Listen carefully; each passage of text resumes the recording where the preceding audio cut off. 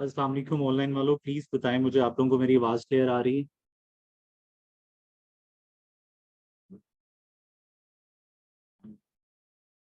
Thank you so much.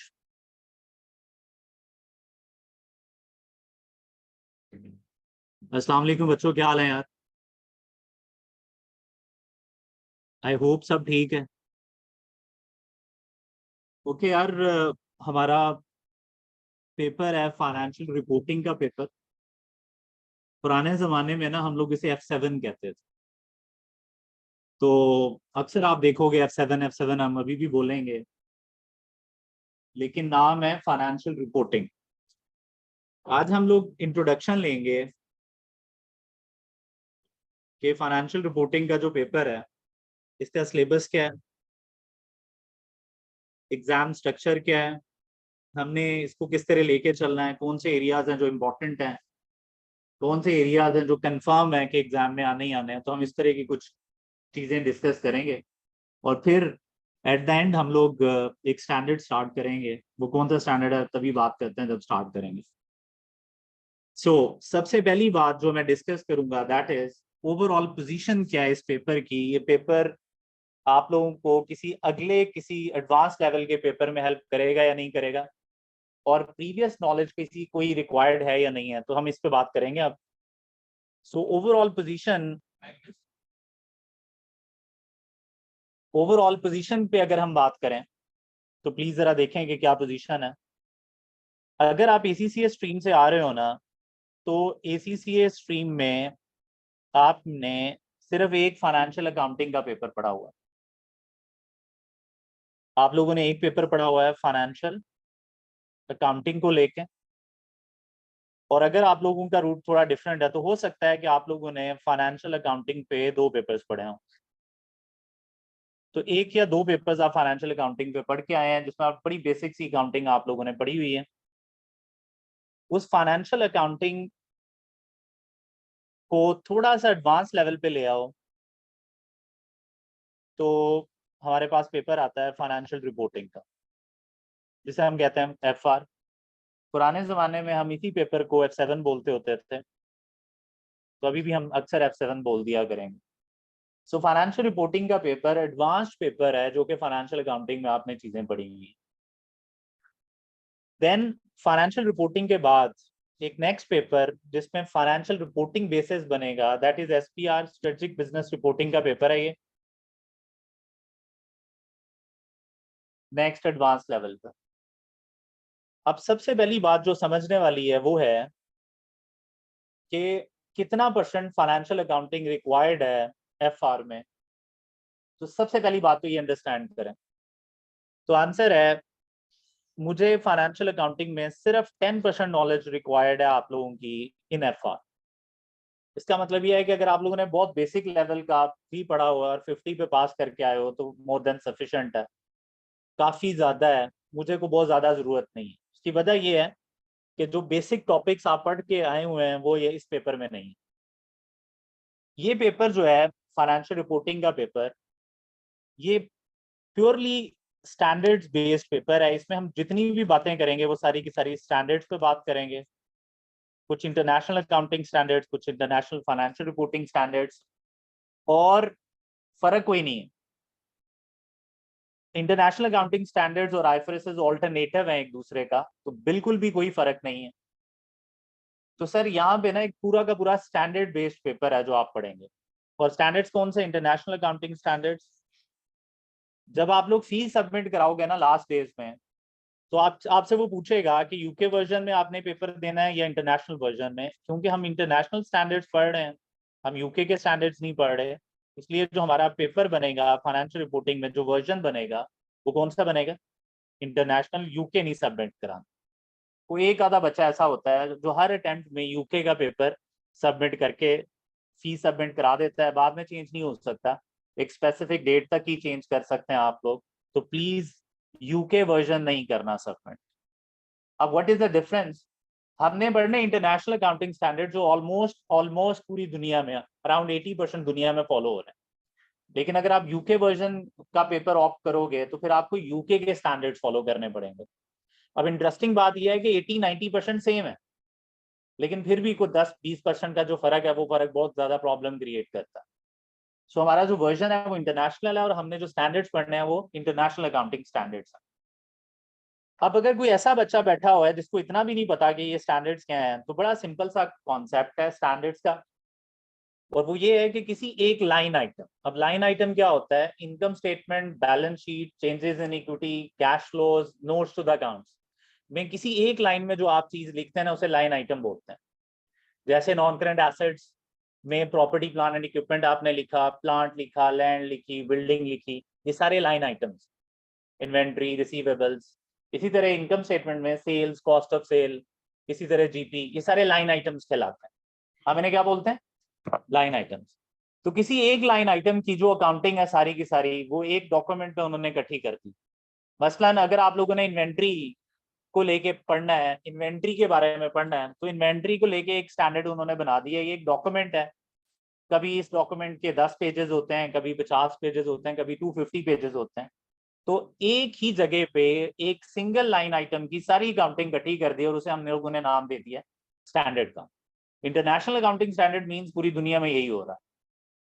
तो ये बड़ी अच्छी बात है कि आप कहीं पे भी ट्रैवल कर जाओ आफ्टर एसीसीए या ड्यूरिंग एसीसीए तो आपको अकाउंटिंग एक जैसी मिलेगी। इवन मैंने बोला कि यूके वर्जन आपने ऑप्ट नहीं करना, यूके में भी अगर आप मूव कर जाओगे तो आप देखोगे कि 80 to 90% अकाउंटिंग सेम है, सिर्फ थोड़ा सा टर्म्स का फर्क है, कहीं कहीं पे थोड़े से माइनर डिफरेंसेस हैं।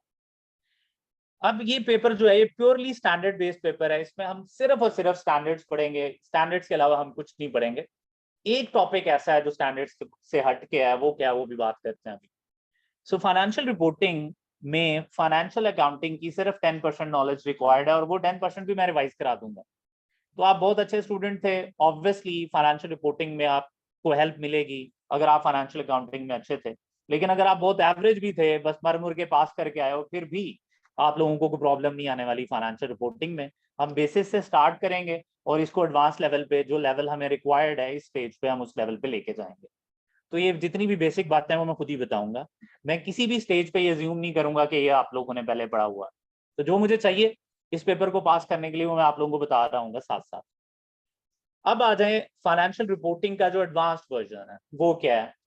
फाइनेंशियल रिपोर्टिंग का एडवांस्ड वर्जन है स्ट्रेटेजिक बिजनेस रिपोर्टिंग, जिसे हम एसबीआर बोलते हैं। इसमें कितने परसेंट एफआर रिपीट होगा, ये बड़ी इंटरेस्टिंग बात है। तो जरा सुनने वाली बात ये है कि सर 100% रिपीट होना है सर फाइनेंशियल रिपोर्टिंग का एक एक टॉपिक जो आप यहाँ पे पढ़ोगे वो दोबारा रिपीट होना है, जाके कहाँ पे रिपीट होना है, एसबीआर। तो एसपीआर में आप लोगों को कुछ एडवांस लेवल के टॉपिक्स मिलेंगे जो हम यहाँ पे नहीं पढ़ेंगे, बाकी सारा का सारा यही पेपर आप लोगों ने रिवाइज करना।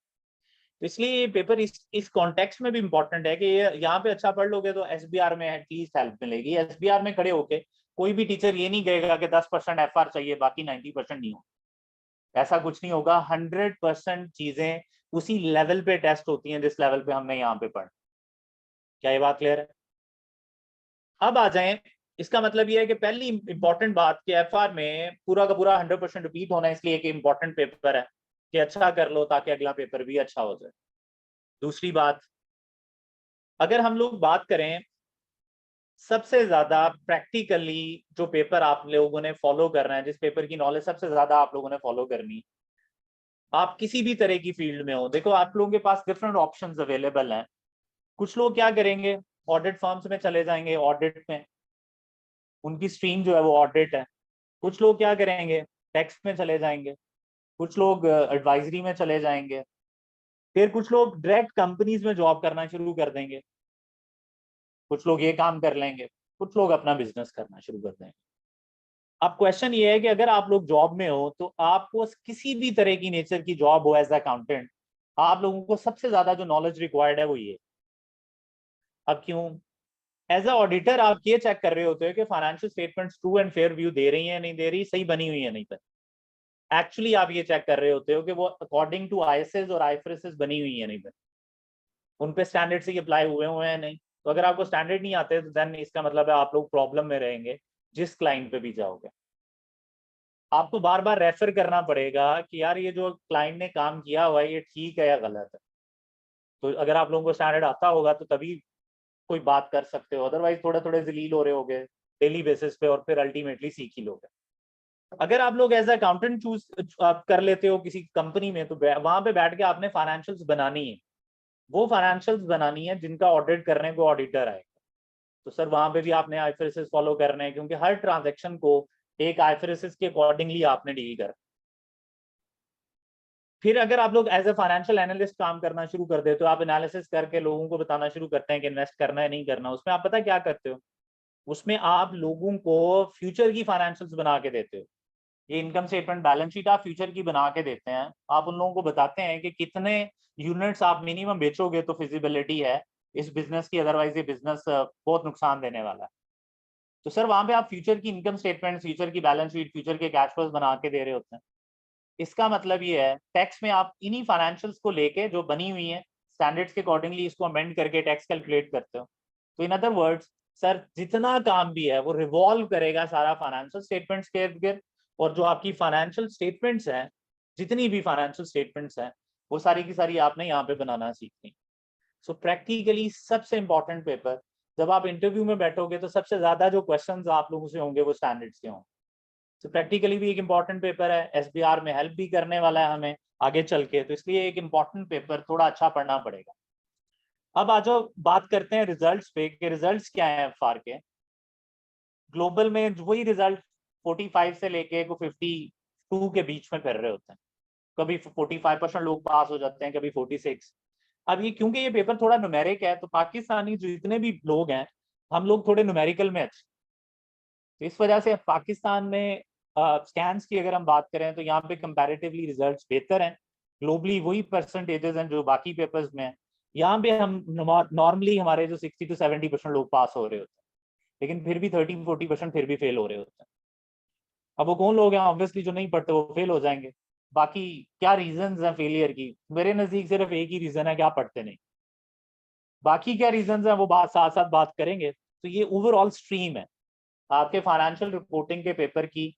एसीसीए में क्या पोजीशनिंग है, इस पूरी स्ट्रीम में एफआर का पेपर कहाँ पे है, तो ये आप लोगों को समझ आ गई होगी। Now we are moving towards के एग्जाम स्ट्रक्चर क्या है। अब ये एग्जाम स्ट्रक्चर मैं चाह रहा हूँ कि आप लोग अपनी कॉपीज पे नोट करें, ये सबके पास होना चाहिए। तो लेट्स सी जी कि अब एग्जाम स्ट्रक्चर क्या है आप लोगों का, आपका पेपर स्ट्रक्चर क्या है।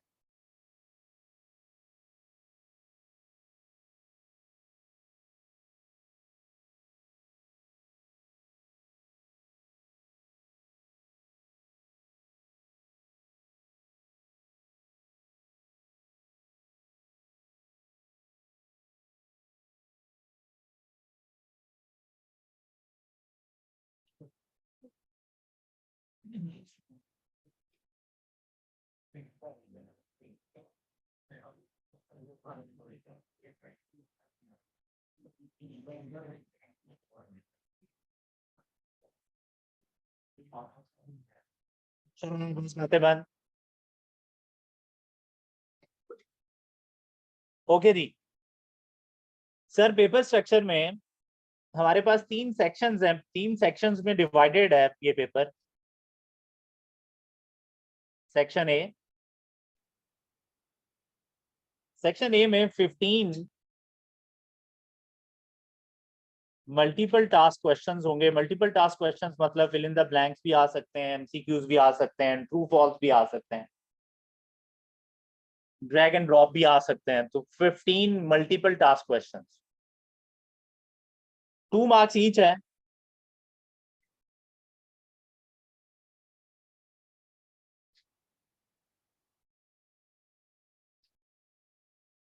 सो 15 मल्टीपल टास्क क्वेश्चंस हैं और 2 मार्क्स हैं for every multiple task question. Independent question, question 1 का क्वेश्चन 2 से ताल्लुक नहीं, क्वेश्चन 2 का क्वेश्चन 3 से ताल्लुक नहीं। ऐसा कभी नहीं होगा कि वो डेटा कंबाइन दे के नीचे 2 रिक्वायरमेंट्स पूछ ले। हर क्वेश्चन इंडिपेंडेंट होगा, डेटा भी सेपरेट और रिक्वायरमेंट भी separate. 15 multiple task question, section A, 2 marks each है, तो इसका मतलब ये है कि 30 मार्क्स का आप लोगों को मिलेगा section A. Then we have section B.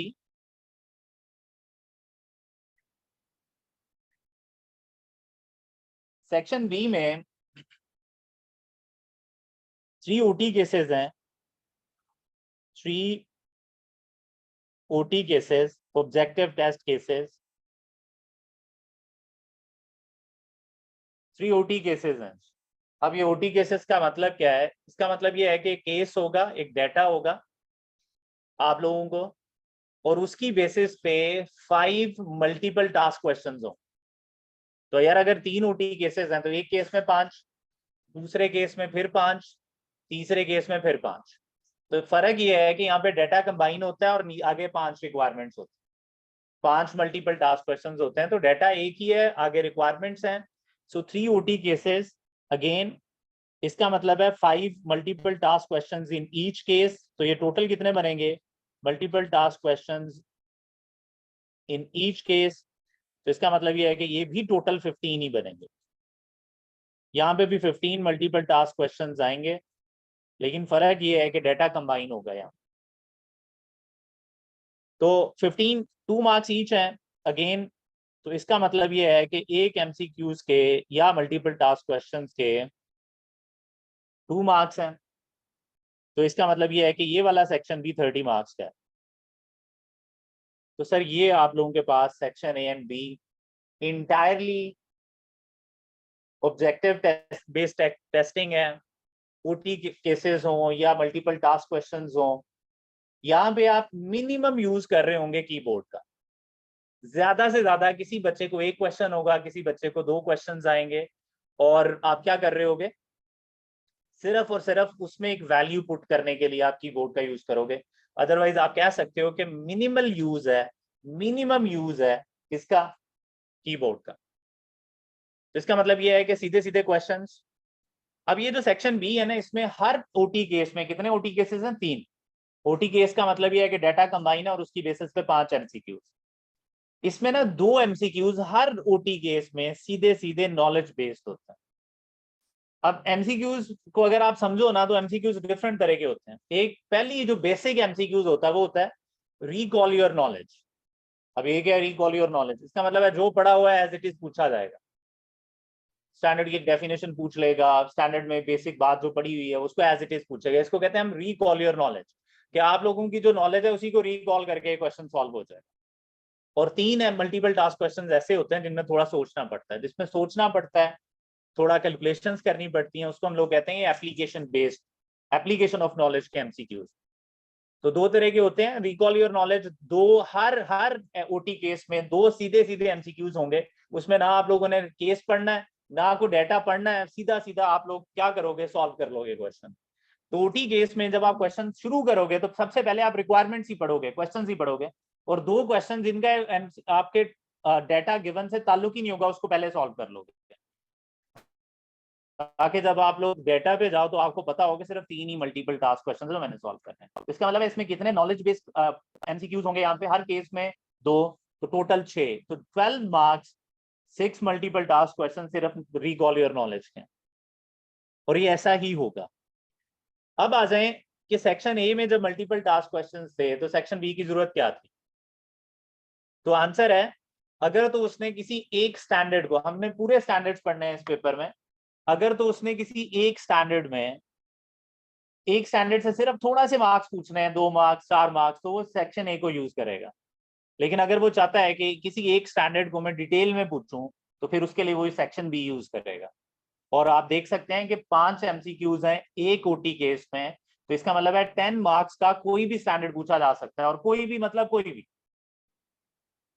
तो इसलिए उसने सेक्शन B रखा हुआ है कि थोड़ा सा एक्सटेंसिव किसी स्टैंडर्ड को पूछना है बच्चों से तो सेक्शन B में ले आएगा, सीधा सीधा पूछना है या एक आधा कॉन्सेप्ट पूछना है तो सेक्शन A में रहेगा। अब आ जाएं सेक्शन C। सेक्शन C जो होता है इसको हम बोलते हैं,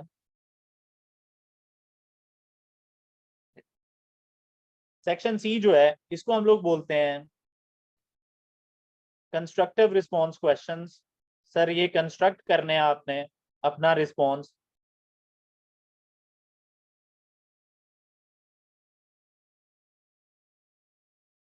कंस्ट्रक्टिव रिस्पॉन्स सर इसको CR बोलते हैं हम लोग। सर इसको क्या बोलेंगे हम लोग? Constructive response. CRs होंगे जिसमें सर आपने अपना रिस्पॉन्स कंस्ट्रक्ट करना है। ये वो एरिया है सेक्शन सी का जिसमें आप क्या कर रहे होंगे, मैक्सिमम यूज कर रहे होंगे कीबोर्ड का। कंस्ट्रक्टिव रिस्पॉन्स, कंस्ट्रक्टिव रिस्पॉन्स में दो क्वेश्चंस होंगे। क्वेश्चन 31 होगा इसमें, 31 कहां से आ गया, और क्वेश्चन 32 होगा। सर अगर आप और करें तो 15 एमसीक्यूज हैं सेक्शन ए में, 15 एमसीक्यूज किधर हैं, सेक्शन बी में। तो इसका मतलब है 30 तो हो गए ना, तो क्वेश्चन 31 और 32। यहाँ पे सर दो क्वेश्चंस होंगे। एक टॉपिक जो कंफर्म होगा, मतलब इस क्लास में अगर अभी 90 लोग बैठे हुए हैं तो 90 के 90 लोगों को जो एक टॉपिक कंफर्म आएगा वो मैं सबसे पहले लिखूंगा, और वो हमेशा सेक्शन सी में होगा। और मैं कह रहा हूं हमेशा होगा। इस टॉपिक का नाम है रेशियो एनालिसिस। सर ये वो टॉपिक है जो हर बच्चे से एग्जामिनर पूछेगा। रेशियो एनालिसिस के बगैर वो क्वेश्चन बनाए ये पॉसिबल ही नहीं है, पेपर बन ही नहीं सकता। सो सर रेशियो एनालिसिस, तो क्वेश्चन 31 या 32 में से कोई एक क्वेश्चन रेशियो एनालिसिस पे होगा।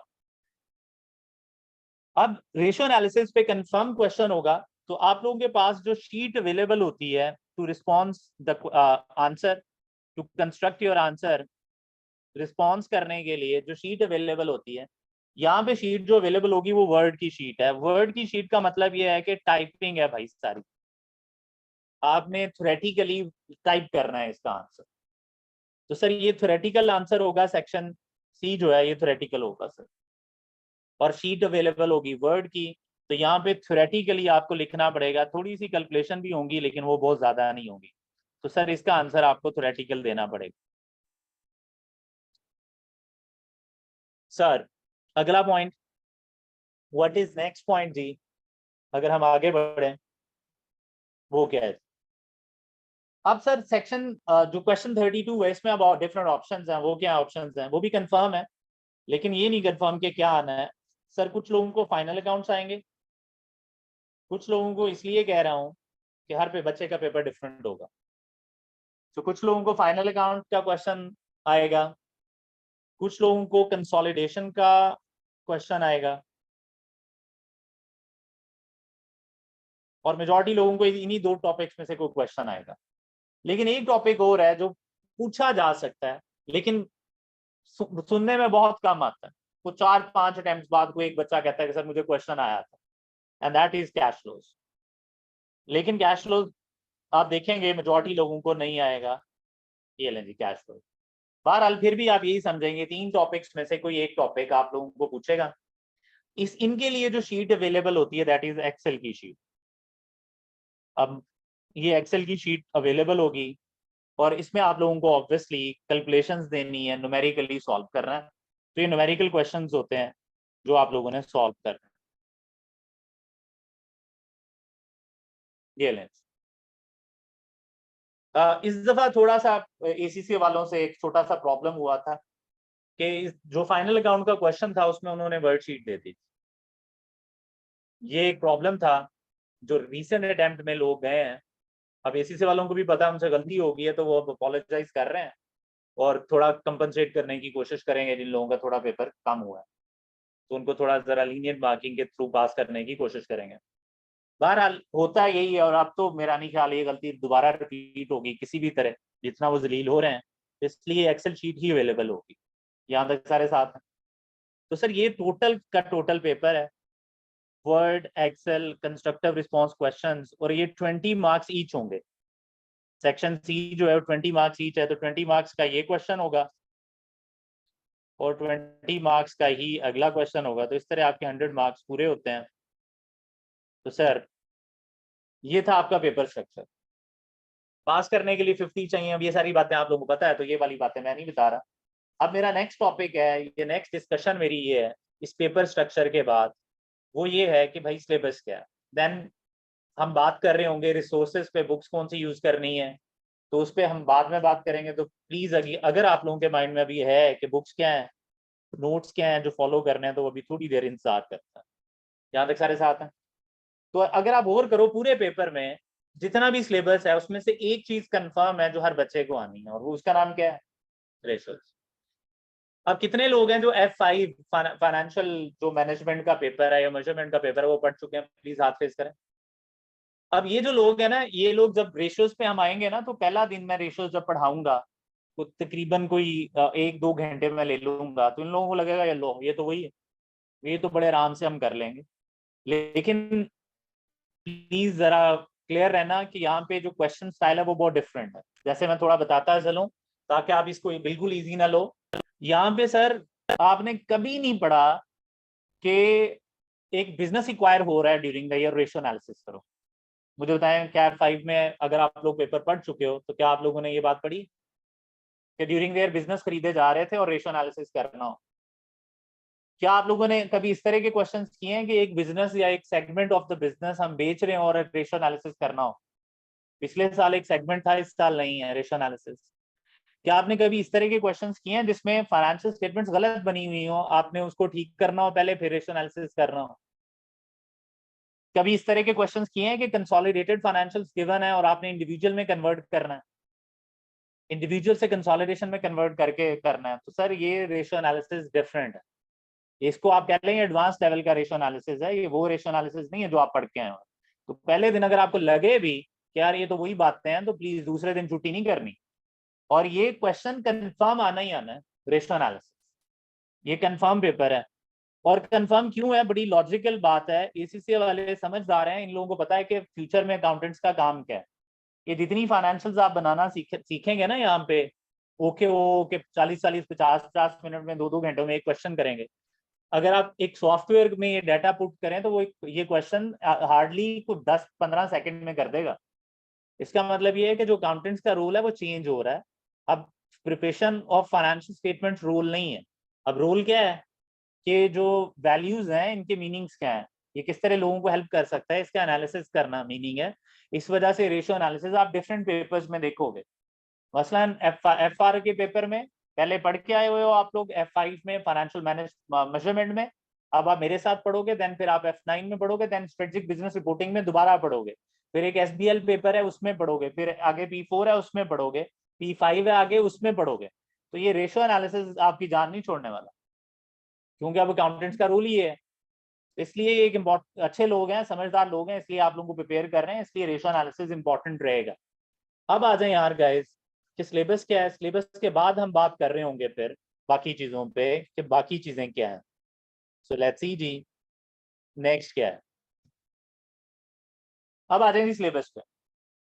सिलेबस में मैंने जैसे बोला कि इंटायरली आपने क्या फॉलो करना है जी, आईएफआरएस। तो अब सबसे पहले हम सिलेबस में यही बात करेंगे कि भाईजान कौन कौन से आईएफआरएस हैं जो हमारे सिलेबस का पार्ट है। तो सिलेबस को हमने 2 हिस्सों में डिवाइड कर लिया है सर। आईएसएस स्टैंडर्ड्स,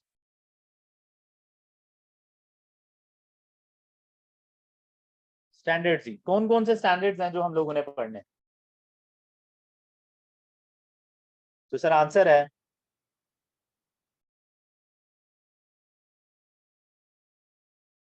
कुछ स्टैंडर्ड्स हैं जो आईएसएस के नाम से हैं, इंटरनेशनल अकाउंटिंग स्टैंडर्ड के नाम से, और कुछ स्टैंडर्ड्स हैं जो आईएफआरएस के नाम से हैं। अब आपका पहला माइंड में क्वेश्चन ये आता है कि सर इन दोनों में फर्क क्या है? 2000 से पहले जो बनते थे वो आईएसएस थे। 2000 में इन्होंने रीस्ट्रक्चर किया अपने आप को, और रीस्ट्रक्चरिंग में इन्होंने क्या कर दिया, अपने स्टैंडर्ड्स के नाम क्या रखना शुरू कर दिए। तो जितने भी आईएफआरएस हैं 2000 से ऑनवर्ड्स डेवलप हुए हुए हैं, और 2000 से पहले जो डेवलप हुए हैं वो आईएसएस। बाकी कोई फर्क नहीं है इनकी एप्लीकेशन को लेके और इनकी बातों को लेकर। सो आईएसएस जितने इंपॉर्टेंट है उतने आईएफआरएस भी इंपॉर्टेंट है। तो लेट्स अंडरस्टैंड जी कौन कौन से स्टैंडर्ड्स हैं जो हमारे सिलेबस का पार्ट है। सर सबसे पहले IS1, ये हमारा पहला स्टैंडर्ड है जो आज हमने शुरू करना है। सबसे पहले जी IS1 है, फिर IS2 है जी। सबसे पहले IS1 फिर IS2, फिर अगर हम बात करें तो IS7, ये स्टेटमेंट ऑफ कैश फ्लोज का है। फिर IS8, देन IS10, 11 नहीं है, 12 है पार्शली, बहुत डिटेल्ड नहीं है लेकिन फिर भी है। 12 के बाद देन वी हैव 16, 17, 18, 19, 20, 20 है जी फिर 16 के बाद। फिर 21 है, फिर 23 है, फिर 27 है, 28 है, देन वी हैव 32, फिर हमारे पास 33 है, फिर अगर हम बात करें तो 33 के बाद 36 है, 36 के बाद 37 है, 38 है, 40 एंड 41। सर ये स्टैंडर्ड्स हैं, इंटरनेशनल अकाउंटिंग स्टैंडर्ड्स के नाम से ये स्टैंडर्ड्स हैं।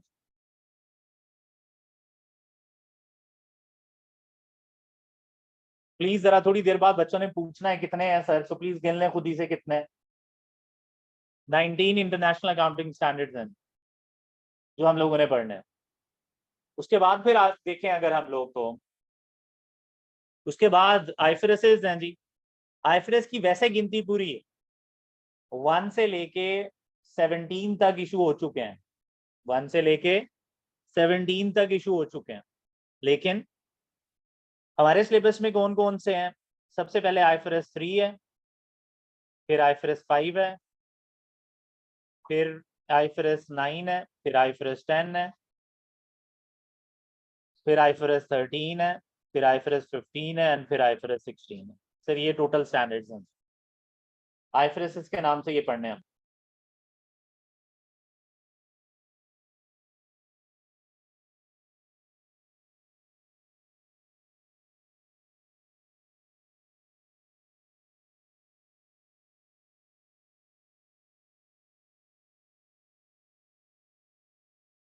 गिने जी कितने हैं?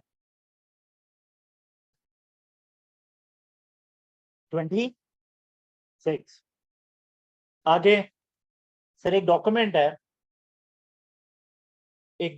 है जिसका नाम है इंटरनेशनल अकाउंटिंग स्टैंडर्ड। ये देखें आईएस, इंटरनेशनल अकाउंटिंग स्टैंडर्ड। जो लोग ये स्टैंडर्ड डेवलप करते हैं उनका नाम है बोर्ड, उसे हम बोलते हैं IASB। B stand for board. इन लोगों के बेसिक जितने भी कॉन्सेप्ट है ना वो सारे के सारे लिखे हुए हैं एक डॉक्यूमेंट में, एक चैप्टर में जिसका नाम है फ्रेमवर्क। तो IASB फ्रेमवर्क, एसेट की डेफिनेशन, लायबिलिटी की डेफिनेशन, बेसिक बेसिक बात। तो ये फ्रेमवर्क भी हमारे सिलेबस का पार्ट है। तो ये वो स्टैंडर्ड्स हैं जो हम लोगों ने पढ़ने हैं। इसके अलावा सर एक ऐसा टॉपिक जो कि स्टैंडर्ड्स में से नहीं है, दैट इज रेशियो एनालिसिस।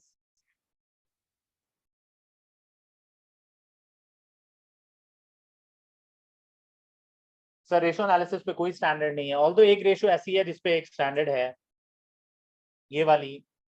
ये एक्चुअली एक रेशियो कैलकुलेट कराती है जिसे आपने शायद सुना भी हो, अर्निंग पर शेयर। एक शेयर के बदले कंपनी कितना अर्न कर रही है। तो ये पूरा का पूरा स्टैंडर्ड सिर्फ ईपीएस कैलकुलेट करवाता है। Other than that ratio analysis हर बच्चे का डिफरेंट होता है। एक बच्चे का दूसरे बच्चे से अगर कंपेयर करेंगे तो दोनों के आंसर्स में डिफरेंस होगा, और एनालिसिस होता ही है, हर बंदा अपने हिसाब से कर रहा होता है। सो रेशियो एनालिसिस पे कोई स्टैंडर्ड हो भी नहीं सकता। तो रेशियो एनालिसिस है जी। इन्हीं टॉपिक, ये टॉपिक्स टोटल टॉपिक्स हैं, इन्हीं में फाइनल अकाउंट्स हैं, इन्हीं में से कंसोलिडेशन है, इन्हीं में से कैश फ्लोज।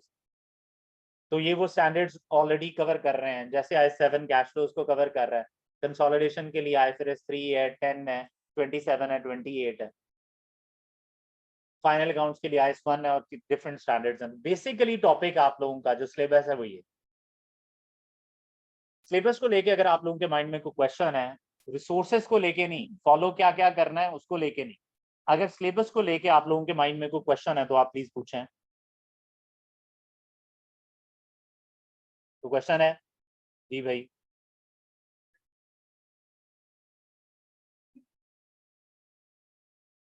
यार भाई है कि यहाँ पे ऑनलाइन वालों, उन्होंने पूछा है कि क्लोजिंग डेट क्या होगी जी, सिलेबस खत्म करने की डेट क्या होगी।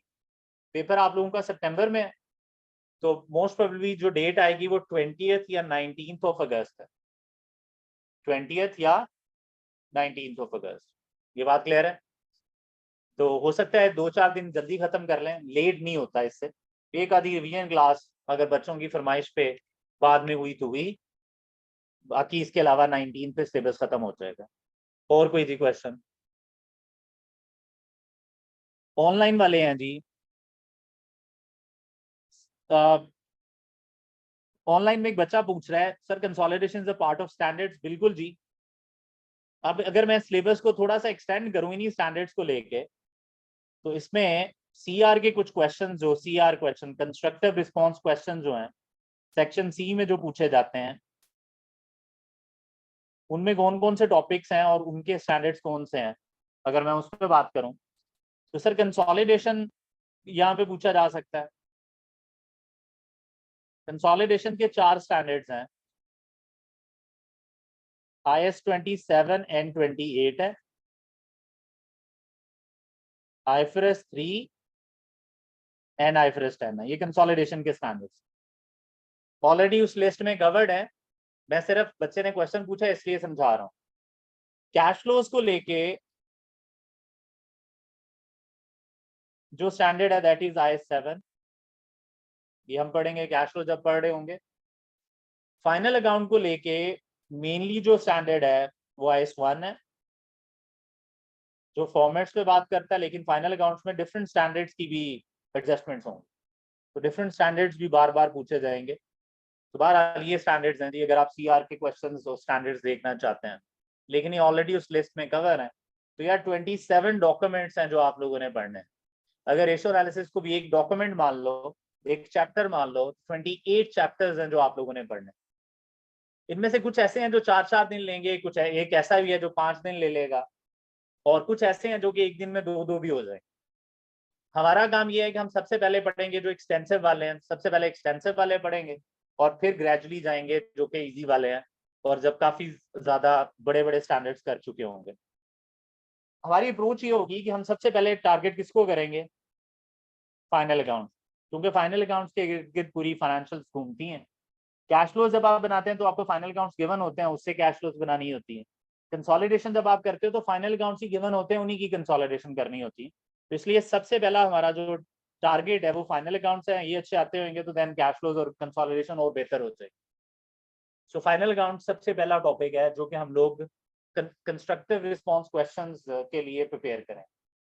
क्या ये बात क्लियर है? अब और किसी का कोई क्वेश्चन है प्लीज पूछ लें जरा, अदरवाइज हम बात करेंगे नेक्स्ट रिसोर्सेज पे, बुक्स पे, नोट्स पे, हमने क्या फॉलो करना है और क्या क्या करना है। स्टार्ट करें। ये था सिलेबस भाई।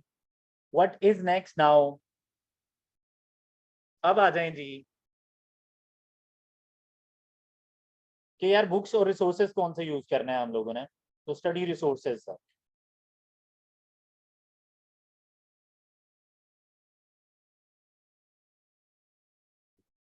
स्टडी रिसोर्सेज कौन कौन से?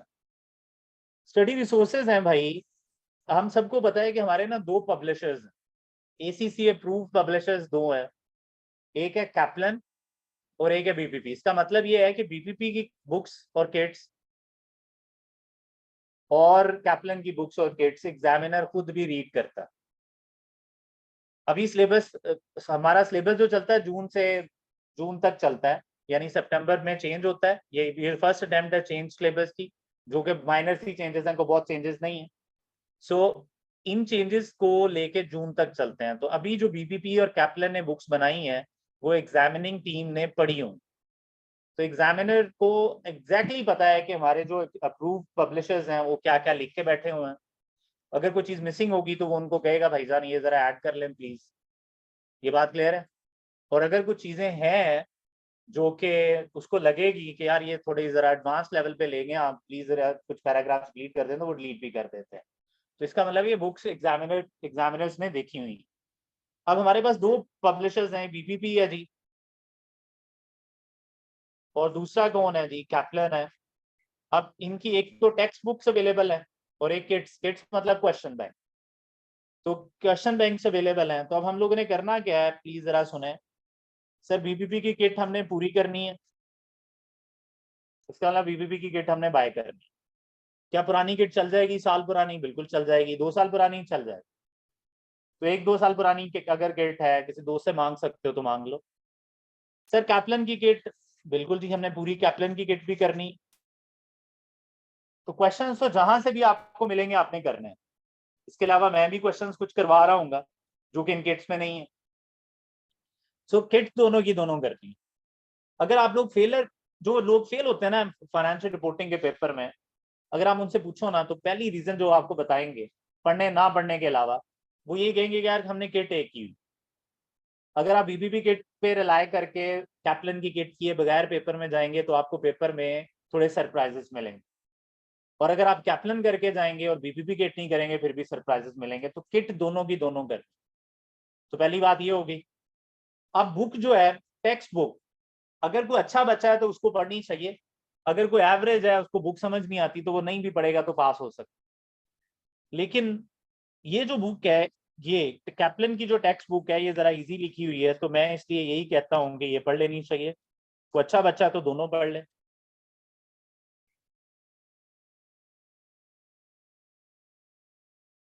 तो टेक्स्ट बुक, अब अगर आप टेक्स्ट बुक नहीं पढ़ सकते तो आपको क्या करना चाहिए। मतलब एक बच्चा है वो कह रहा है कि सर नहीं इतना पंगा नहीं होता, बुक्स कौन पढ़ता है सर आज के दौर में। तो फिर आपने क्या करना है, फिर जैसे ही एक चैप्टर कंप्लीट हुआ करेगा ना, आप लोगों ने कैप्लन की बुक ओपन करनी है। कैप्लन की बुक में ना टेस्ट योर अंडरस्टैंडिंग और इलस्ट्रेशंस होती हैं। कुछ इलस्ट्रेशंस हैं और कुछ टेस्ट योर अंडरस्टैंडिंग है। आपने क्या करना है, आप सिर्फ और सिर्फ ये जाके सॉल्व कर लेंगे और देखेंगे कि आपको ये चीजें आती हैं नहीं आती। मतलब एटलीस्ट इतनी बुक तो करनी चाहिए। और उस चैप्टर के एंड पे कुछ एमसीक्यूज भी होते हैं, तो 5 से 6 एमसीक्यूज होते हैं, वो भी करने चाहिए। ये चीजें काफी हद तक मैं करवा भी रहा हूँ, लेकिन एज अ स्टूडेंट अगर कोई बच्चा खुद से एफर्ट कर रहा होता है तो उसको ये काम कर लेने चाहिए। पहले तो पूरी टेक्स्ट बुक पढ़ लेनी चाहिए, जैसे ही चैप्टर खत्म हो साथ साथ पढ़ो। एट द एंड टाइम नहीं होएगा पढ़ने का बिल्कुल भी, और एट द एंड तो मैं रिकमेंड भी नहीं करूंगा कि पढ़ो। एट द एंड तो आप सिर्फ किट्स के ऊपर होगे। तो सर साथ साथ जैसे ही एक चैप्टर कंप्लीट होगा उस चैप्टर की आप बुक ओपन करेंगे, रीड करेंगे, टेस्ट योर अंडरस्टैंडिंग सॉल्व करते जाएंगे। उसमें से काफी हद तक मैं करवा भी चुका हूँ, लेकिन फिर भी कुछ ना कुछ आपको नया मिलेगा। तो ये काम करना चाहिए एक अच्छे बच्चे को, जिसको लगता है कि यार दुनिया में पढ़ना भी चाहिए। अब आ जाओ, ये तो थे स्टडी रिसोर्सेज जो कि हमने फॉलो करने ही करने हैं। इसके अलावा स्कैन्स आप लोगों को नोट्स देगा, ये फ्री में मिल जाएंगे आप लोगों को, एक वीक बाद मिलेंगे। तो ये स्कैन्स के स्टडी नोट्स हैं, ये आप लोगों को मिल जाएंगे। क्या ये स्टडी नोट्स काफी हैं? अगर कोई बुक नहीं पढ़ना चाहता बिल्कुल भी पास किया जा सकता है easily. Study notes with kits, kits तो करनी ही करनी है, उस पर तो गुजारा नहीं है। ये वो नोट्स हैं जहां से मैं पढ़ा रहा हूँ। मैं जो नोट्स यूज करूंगा वो ये स्टडी नोट्स हैं। तो ये एक वीक बाद मिलेंगे, अभी नहीं मिलेंगे। अभी जो भी चीज मैं यूज करूंगा वो मैं आप लोगों को व्हाट्सएप ग्रुप में शेयर कर दूँ। तो ये स्टडी नोट्स हैं जी, जो कि आप फॉलो कर रहे होंगे। तो किट्स, 2 किट्स हैं और स्टडी नोट्स हैं। स्टडी नोट्स तो आप कर ही लेंगे क्योंकि मैं पढ़ा रहा हूँ। बाकी आप लोगों ने 2 किट्स करनी है और एक स्टडी टेक्स्ट अगर आप पढ़ना चाहो तो पढ़ लो। एट द एंड कुछ पास्ट पेपर्स हैं जो कि हम लोग कर रहे होंगे। एट द एंड ये past papers at the end हम कुछ कर रहे होंगे जितने अवेलेबल है। एक्चुअली ये जो किट्स हैं ये पास्ट पेपर्स ही हैं, लेकिन कुछ पास्ट पेपर्स जो एडजस्टेड नहीं है किट में वो भी हम सेपरेटली देखते हैं। तो ये स्टडी रिसोर्सेज हैं जो हम लोगों ने यूज करने हैं। किट्स 2 ना करने का मतलब है पेपर फेल या शायद 50s में पास। दोनों किट्स करने का मतलब ये है कि बहुत ज्यादा चांसेस है कि आप पेपर पास कर लो। तो ये था हमारे स्टडी रिसोर्सेज। स्टडी रिसोर्सेज को लेके कोई प्रॉब्लम है तो पूछ लो। मैं बार बार रिपीट कर रहा हूँ कि अभी जो बुक्स आएंगी ना, न्यू बुक्स जो आएंगी वो सितंबर 22 से लेके जून 23 तक आएंगी। अगर ये आपको अवेलेबल नहीं है तो कोई प्रॉब्लम नहीं है, आप इससे पिछला वर्जन उससे पिछला वर्जन भी यूज कर सकते हैं, कोई प्रॉब्लम नहीं है। क्या ये बात क्लियर है? तो ये स्टडी रिसोर्सेज थे। स्टडी रिसोर्सेज को लेके कोई क्वेश्चन है तो प्लीज पूछें। कोई क्वेश्चन है? कोई क्वेश्चन? अगर कोई बच्चा थोड़ा और ज्यादा अच्छा पढ़ना चाहता है, शक्लें लग तो नहीं रही, लेकिन फिर भी कुछ वेबसाइट्स हैं जो कि आप लोगों को रेगुलरली विजिट करते रहनी चाहिए।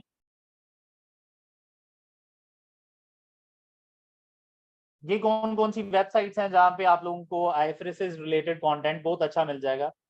सबसे पहले आईएस प्लस है,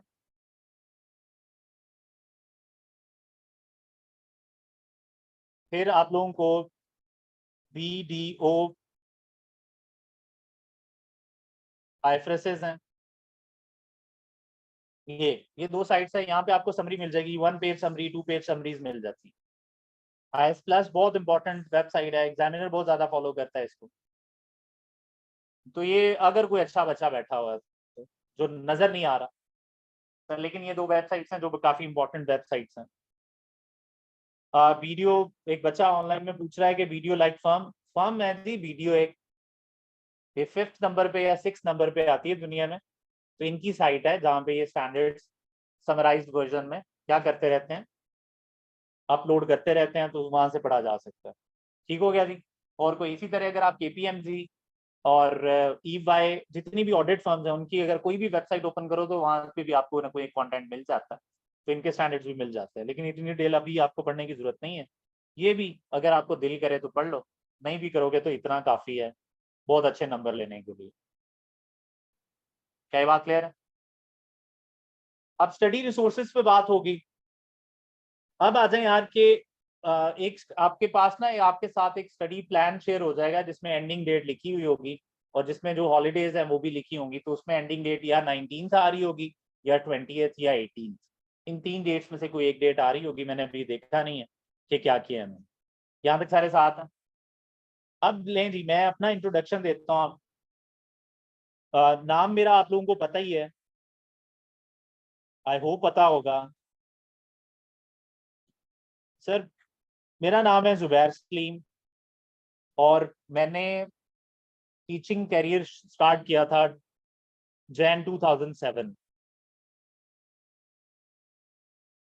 जनवरी 2007 में स्टार्ट किया था। मेरे पहले बैचेस में से जो स्टूडेंट्स थे जैसे सर हमाद और मिस बिनिश से अगर आप लोग पढ़ के आए हुए तो ये मेरे पहले पहले स्टूडेंट्स में से हैं जो आजकल बहुत फेमस हुए हुए हैं। तो Jan 2007 में मैंने टीचिंग शुरू की थी। ACCA स्ट्रीम में जो पेपर्स मैं पढ़ाता रहा हूँ, ये जो फाइनेंशियल अकाउंटिंग के पेपर्स बेसिक लेवल पे आप पढ़ के आए हुए हैं, ये मैंने शुरू किए थे पहले। इसके साथ मैं टेक्स्ट पढ़ाता होता। फिर ये FR का पेपर जो है आजकल नहीं पढ़ाता, ये बेसिक लेवल के पेपर। फिर उसके बाद भी FR है और उसके बाद SPR है। तो ये दोनों के दोनों पेपर्स मैं पढ़ाता हूँ स्कैन्स में, FRB और SPR। ACCA स्ट्रीम में ये करते हैं हम लोग। इसके अलावा ना स्कैन्स का एक MOU है कि हम लोग ना जो इमर्जिंग कंट्रीज है ना, इमर्जिंग कंट्रीज का मतलब ये है कि जहाँ पे ACCA अभी बहुत ज्यादा लोग नहीं कर रहे, तो उन कंट्रीज में ACCA की अप्रोच ये है कि वहाँ पे जो लोकल बॉडी है ना, जैसे यहाँ पे लोकल कौन है, CAs ICAP वाले, इसी तरह डिफरेंट कंट्रीज में जो CAs हैं या CPAs हैं, तो इन लोगों के साथ ये क्या कर रहे हैं, मेमोरेंडम साइन कर रहे हैं, इनके साथ एग्रीमेंट कर रहे हैं और उनको क्या कर देते हैं, उनको एग्जाम कर देते हैं F9 तक पेपर्स। कुछ को F9 मतलब ये फंडामेंटल लेवल क्लियर कर देते हैं, कुछ लोगों को कहते हैं सिर्फ 2 पेपर्स दे दो, कुछ लोगों को कहते हैं सिर्फ 1 पेपर दे दो। तो स्कैम्स क्या करता है, स्कैम्स डिफरेंट कंट्रीज में जाके ना SPR के सेशंस पढ़ाता है। आखिरी दिनों में हम जाते हैं, 4-4-5 दिन में पूरा सिलेबस हम लोगों ने करवाना होता है। फिर वहां पे ना जो ट्यूटर्स हैं उनको ट्रेन करना होता है, उन्हीं सेशंस में वो बैठे होते हैं। हम जब पढ़ा रहे होते हैं तो वो साथ में क्लासेस ले रहे होते हैं और फिर अलहदा से 2-3 दिन के सेशंस होते हैं उन टीचर्स के साथ कि आपको एक्स्ट्रा और क्या करना चाहिए। तो ये जो SPR है ये मैं रिप्रेजेंट करता हूँ स्कैन्स को डिफरेंट कंट्रीज में। इन कंट्रीज में इंडिया भी है। इंडिया भी एक emerging economy, ACCA emerging market में कंसीडर करता है। अब ऑल दो बहुत ज्यादा नंबर्स होना शुरू हो गए। वहाँ पे कई कॉलेजेस के टीचर्स हम लोगों ने ट्रेन किए हैं। इंडोनेशिया है, अफगानिस्तान है, देन हम टर्की की बात करें तो टर्की है। तो SBR को रिप्रेजेंट मैं करता हूँ स्कैन्स के बिहाफ पे, ट्रेन द ट्रेनर सेशंस के लिए भी और उन सेशंस के लिए। तो ये हम करते हैं ACCA में। इसके अलावा CA स्ट्रीम है, पाकिस्तान CA में टोटल अकाउंटिंग के पेपर 4 हैं। सबसे पहले इंट्रोडक्शन टू अकाउंटिंग, ये बिल्कुल इंट्रोडक्शन टू अकाउंटिंग का पेपर, बेसिक लेवल का अकाउंटिंग, लेकिन फिर भी आपके बेसिक से थोड़ी ज्यादा एडवांस इंट्रो। उसके बाद फिर आप लोगों का पेपर है FR1, उसके बाद है FR2। ये आपके कैफ लेवल के पेपर्स हैं। और उसके बाद है जी सीए फाइनल की रिपोर्टिंग, जिसे हम बोलते हैं CFAP 1 है, या हम उसको बोलते हैं advanced accounting and financial reporting. तो मैं सीए में भी पढ़ाता हूँ। सीए में मैंने स्टार्ट लिया था इस वाले पेपर से, सबसे पहले मैंने ये पढ़ाना शुरू किया, फिर मैं इस वाले पेपर पे आया, फिर इस वाले पेपर पे आया। ये 3 पेपर्स मैं वहां पे भी पढ़ा। क्या ये बात क्लियर है? इसके अलावा ICW की अकाउंटिंग पढ़ाते रहे हैं बचपन में, अब नहीं पढ़ाते।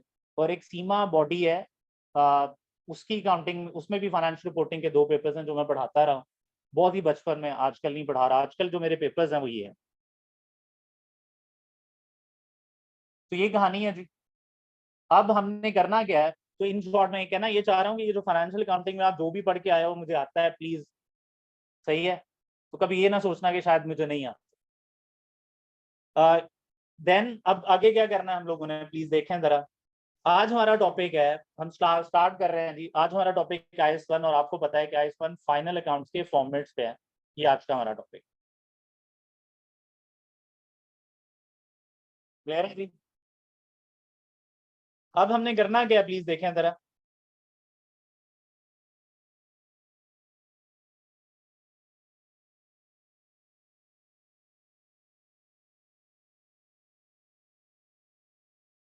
सर IS1 में सबसे पहले हम बेसिक्स रिवाइज करेंगे आज। एक्चुअली मैंने बेसिक्स ही रिवाइज करवानी है। तो जरा देखें प्लीज कि किस तरह की बातें हैं जो मुझे चाहिए आप लोगों से, कि ऑल द टाइम आपको ये बातें बताऊं।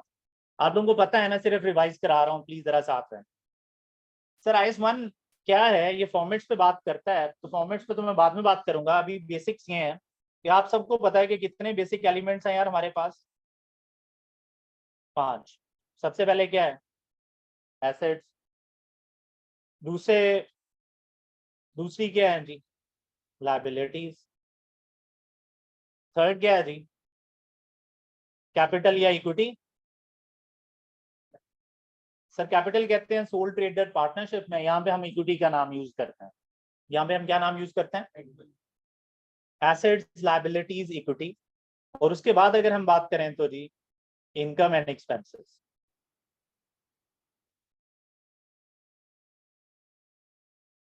तो बेसिक एलिमेंट्स कितने हैं जी? अगर किसी को लगता है ड्राइंग्स भी बेसिक एलिमेंट है तो बेसिकली इक्विटी में कवर हो रहा होता है, इसलिए मैंने नहीं लिखा। तो ये 5 बेसिक एलिमेंट्स हैं। अब मैं आप लोगों की नॉलेज में थोड़ा सा अगर इजाफा करूं तो जरा सुन लें। बेसिक एलिमेंट्स 5 नहीं है, ये 2 हैं। कौन कौन से वाले?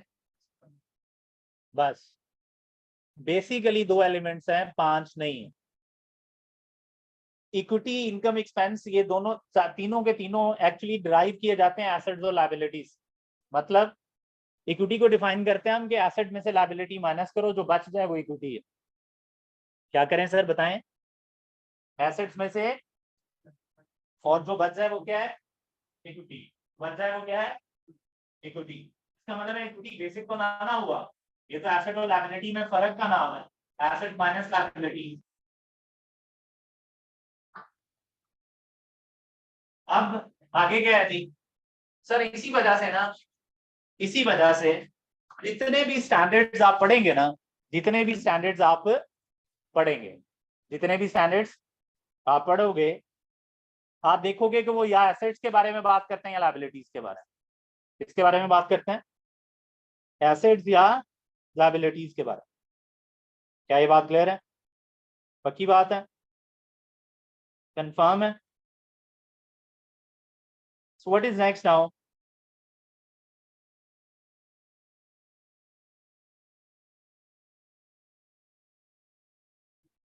अब इसको और प्रूव करते हैं थोड़ी देर में, अभी आप समझे 5 ही हैं। अब 5 एलिमेंट्स का बैलेंस क्या होता है, मुझे ये ऑल द टाइम चाहिए। मतलब आपको, आप अच्छे स्टूडेंट हो बुरे हो, आपके बैक ऑफ द माइंड हमेशा ये चलना चाहिए कि एसेट का बैलेंस क्या होता है, डेबिट बैलेंस होता है, लायबिलिटी का, इक्विटी का, इनकम का, और एक्सपेंस का डेबिट बैलेंस। तो ये सारी की सारी ओके दी। So assets, liabilities, equity, income, और अच्छा अब होगा क्या, डेबिट को बढ़ाने के लिए क्या करना पड़ता है, डेबिट करना पड़ता है, और क्रेडिट को बढ़ाने के लिए, और अगर डेबिट की चीज को कम करना हो तो ये वाली बात थ्रू आउट पता होनी चाहिए। जब भी हम कोई स्टैंडर्ड शुरू करेंगे ना, अगर वो स्टैंडर्ड एसेट को लेके है तो आपको ये पता होना चाहिए यार मैं डेबिट की चीज के बारे में पढ़ रहा हूँ।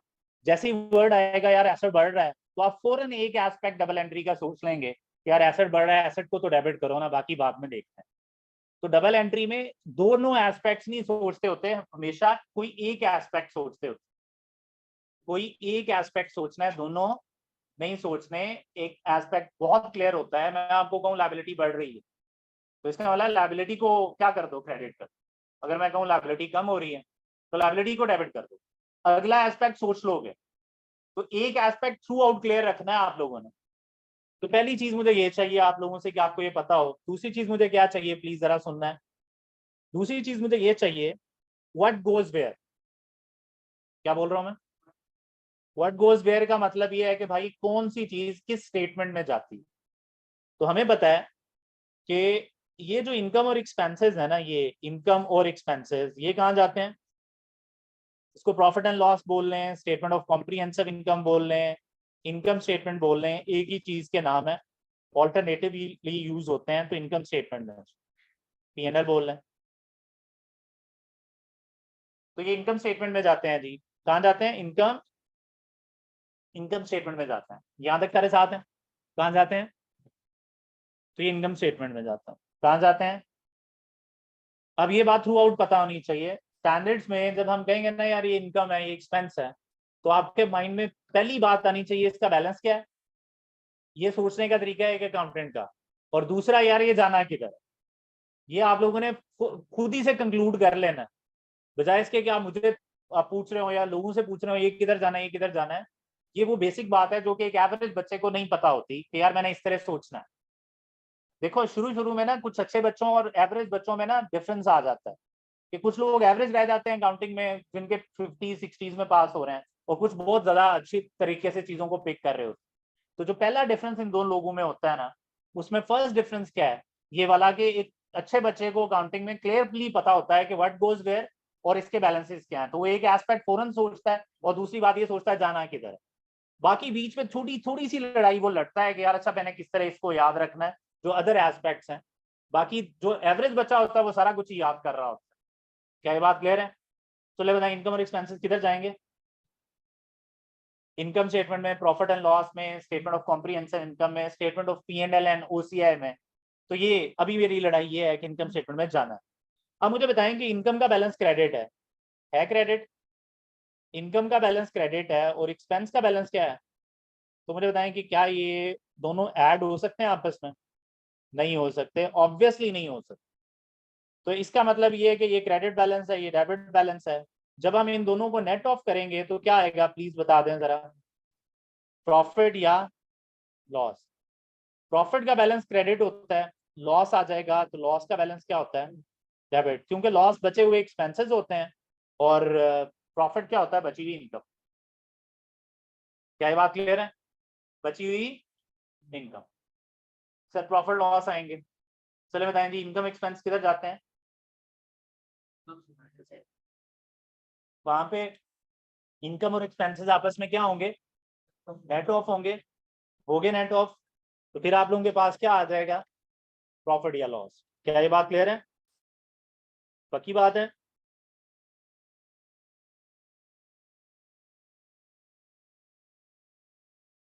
So what is next now? So income हो गया, एक्सपेंसेस हो गया, आपके पास क्या आ गया? प्रॉफिट या लॉस। अब ये प्रॉफिट का बैलेंस क्रेडिट है, नहीं यकीन आता तो कैलकुलेट करके देख लेते हैं। सपोज करें इनकम 200 की है, ये क्रेडिट बैलेंस है। इनकम कितनी है? क्रेडिट बैलेंस है। एक्सपेंसेस हैं 180 के, डेबिट बैलेंस है। अब खुद सोचें जो बचा है वो क्या है? प्रॉफिट है। और बैलेंस क्या बचा है? 20 क्रेडिट ही बचा, क्रेडिट ज्यादा थी। तो प्रॉफिट इसी तरह, लॉस का बैलेंस कौन सा? डेबिट है। अब अकल ये करनी है कि आपको पता हो कि प्रॉफिट का बैलेंस क्रेडिट है, प्रॉफिट का बैलेंस क्रेडिट है, लॉस का बैलेंस डेबिट है। अगर कोई बात डिबेट में लेके जाए तो कहो यार कि इनकम ही बची हुई इनकम को प्रॉफिट कहते हैं। तो जब इनकम का बैलेंस क्रेडिट है तो इसका बैलेंस भी क्या बनता है? क्रेडिट ही बनता है, प्रॉफिट का। क्या ये बात क्लियर है? अगर मैं आप लोगों को एक ट्रायल बैलेंस दूं, उसमें एक डेबिट साइड होती है, क्रेडिट साइड होती है, और मैं आप लोगों को प्रॉफिट ढूंढो, तो आप प्रॉफिट कौन सी साइड से ढूंढेंगे? अगर मैं कहूँ कि लॉस ऑलरेडी ट्रायल बैलेंस में पड़ा हुआ है तो किधर ढूंढोगे? डेबिट साइड पे। एसेट किस साइड पे ढूंढोगे? लायबिलिटी, तो ऑब्वियस है। तो ये बैलेंसेस थ्रू आउट, किसी टी अकाउंट में, किसी ट्रायल बैलेंस में, किसी और जगह, कहीं पे भी बैलेंसेस यही रहने हैं। और दूसरी बात इंपॉर्टेंट है, व्हाट गोज वेयर, यहाँ तक सारे साथ हैं। अब हमें पता है कि ये जो प्रॉफिट लॉस होता है, क्या होता है जी, प्रॉफिट या लॉस होता है, बिलोंग्स टू ऑनर्स है। पता है बात, बचपन में पढ़ते होते थे profit loss belongs to owners, यही था। तो अगर profit loss belongs to owner है, तो ऑनर का इंटरेस्ट जो शो हो रहा होता है ना, वो इक्विटी से हो रहा होता है, सरकार से हो रहा होता है। तो ये जो इक्विटी इक्विटी है, ये हम एक स्टेटमेंट में लेके जाते हैं जिसका नाम है statement of changes in equity. कहाँ लेके जाते हैं? Statement of changes in equity, statement of changes in equity. Statement of changes in equity बोलते हैं नहीं, तो ये इक्विटी किधर जाएगी जी? Statement of changes in equity में किसी भी स्टैंडर्ड में जब कहा जाएगा ना इक्विटी है, तो फौरन इक्विटी को सोचना है कि किधर लेके जानी है, statement of changes in equity. यहाँ तक सारे साथ हैं।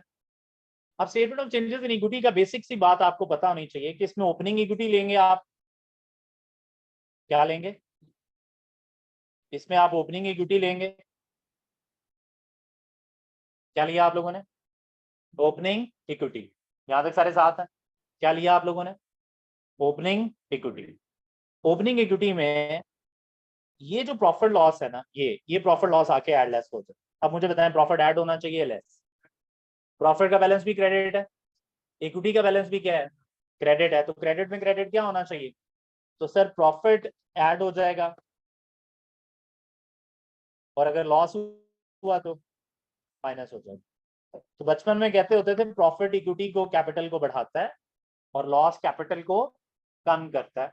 तो सर ये बेसिक सा फॉर्मेट है, और आपके पास आ जाएगी क्लोजिंग इक्विटी। बेसिक सा फॉर्मेट बोला है मैंने, तो एक्स्ट्रा पैसे देंगे तो वो एक्स्ट्रा कैपिटल आ जाता है ऑब्वियसली। लेकिन ये क्लोजिंग इक्विटी या एडजस्टेड इक्विटी आ गई, ये आ जाए। बैलेंस क्या होगा एडजस्टेड इक्विटी का? क्रेडिट। ओपनिंग इक्विटी का क्रेडिट। तो बैलेंसेस क्रेडिट ही रहने। यहाँ तक सारे साथ हैं। मसला, परेशानी? चलें, व्हाट गोज वेयर में इनकम किधर जाएगी, और एक्सपेंसेस, वहां पे जो प्रॉफिट लॉस आएगा उसको किधर शिफ्ट करना है? इक्विटी में। क्यों शिफ्ट करना है? कि क्योंकि इक्विटी ऑनर्स के इंटरेस्ट को रिफ्लेक्ट करती है। किसको रिफ्लेक्ट करती है? ऑनर्स के इंटरेस्ट को। किसको रिफ्लेक्ट करती है? ऑनर्स के इंटरेस्ट को। तो ये प्रॉफिट लॉस भी ऑनर्स का, इसलिए कंबाइन कर देते हैं इक्विटी। और जिस स्टेटमेंट पे, जिस पेज पे ये काम कर रहे होते हैं, उस पेज का नाम क्या है? Statement of changes in equity. यहाँ तक सारे साथ हैं। अब भाईजान कितनी चीजें बच गई हैं प्लीज बताएं जरा। एसेट्स और लायबिलिटी और इक्विटी भी बची हुई है, एडजस्ट नहीं हो गई, इक्विटी भी बची हुई है। तो सर ये एसेट्स, ये लायबिलिटीज, और ये यहाँ से एडजस्टेड इक्विटी, ये किधर जाते हैं? स्टेटमेंट ऑफ फाइनेंशियल पोजीशन, जिसे बैलेंस शीट भी कहते हैं। और इसमें होता क्या है, एसेट्स एक साइड पे, ये इक्वल होती हैं इक्विटी या कैपिटल प्लस लायबिलिटी। ये अकाउंटिंग इक्वेशन है, actually balance sheet accounting equation का ये एडवांस वर्जन है। सो इक्विटी प्लस लायबिलिटीज किसके इक्वल हैं प्लीज बताएं जरा? एसेट्स के। इक्विटी प्लस लायबिलिटीज किसके इक्वल है? एसेट्स के। यहाँ तक सारे साथ हैं। तो एसेट्स इक्वल हैं, किसके इक्वल हैं? Equity plus liability. अब ये बात प्रूव भी की जा सकती है बहुत इजीली। किस तरह? सर सर एसेट का बैलेंस डेबिट बैलेंस होता है सर। एसेट का बैलेंस क्या है?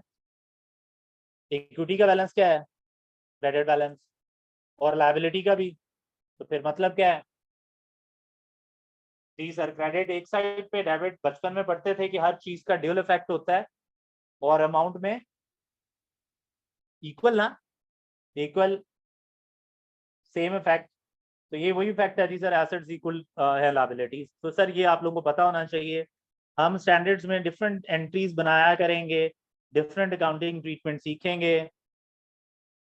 तो करना क्या है जी, जरा जल्दी से बताएं। फौरन सोचना उसका बैलेंस क्या है, और फिर फौरन सोचना ये जाएगा किधर। ये दो बातें एक अच्छा बच्चा हमेशा माइंड में रखता है, और हमेशा खुद से सोचता है और समझता है और इजी रखता है अपने आप को। बाकी थोड़ी थोड़ी चीजें याद करनी पड़ेंगी, बहुत पागलों वाला याद नहीं करना पड़ेगा अगर ये बेसिक बातें बताऊं। एक बच्चे का ऑनलाइन में क्वेश्चन है वो कह रहा है सर इक्विटी और कैपिटल में क्या डिफरेंस है? तो आंसर है कोई डिफरेंस नहीं है। कैपिटल का वर्ड हम यूज करते हैं सोल ट्रेडर और पार्टनरशिप्स में। जब हम कंपनी के लेवल पे आ जाते हैं तो हम उसमें कैपिटल का इनाम क्या रख देते हैं? इक्विटी। तो बॉय कोई फर्क नहीं है। अब क्योंकि हम थोड़े बड़े हो गए इसलिए हम इक्विटी बोलेंगे, क्योंकि कंपनीज के अकाउंट्स हम पढ़ेंगे, यहाँ पे सोल ट्रेडर पार्टनरशिप नहीं है। क्या ये बात क्लियर है? और किसी का कोई क्वेश्चन? ऑनलाइन वालों यार तुम लोगों के क्वेश्चंस मैं देख रहा होता हूँ, चैट बॉक्स मेरे सामने ओपन होता है, तो जो भी क्वेश्चन माइंड में है टाइप कर दिया करो। यहाँ तक सारे साथ हैं? ओके। तो सर ये था व्हाट गोज वेयर और बेसिक एलिमेंट्स कितने हैं। अब मुझे बताएं कितनी स्टेटमेंट्स बन गई? 3। पहली स्टेटमेंट का नाम बताएं। अगर हम एक सीक्वेंस बनाएं तो सबसे पहले क्या बनेगी, तो बात आगे बढ़ेगी। सर सबसे पहले इनकम स्टेटमेंट बनेगी जी, पहला नंबर किसका है, फिर क्या बनाएंगे, और फिर क्या बनेगी। तो ये सीक्वेंस में बनती, तीनों बन कटी रही होती हैं, लेकिन जब आप फाइनल करते हैं तो सबसे पहले किसको फाइनल करते हैं? Income statement. उसके बाद चेंजेस इन इक्विटी को। तीसरा नंबर एसओएफपी। क्या ये बात क्लियर है? बोलून पर ओके है, कंफर्म। 1 मिनट है पूरा का पूरा बातें करने के लिए और साथ में सोचने के लिए कि ये जो बनाया मैंने समझ आ गया नहीं, तो बातें करो आपस में।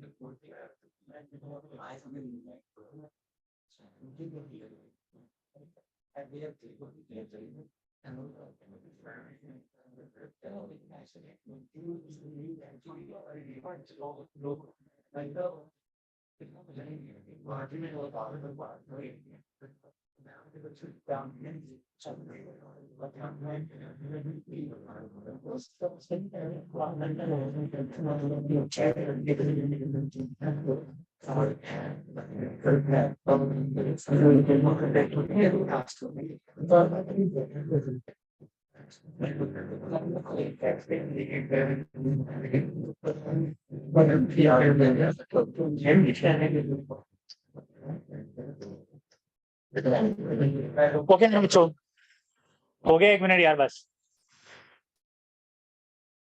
ओके यार आप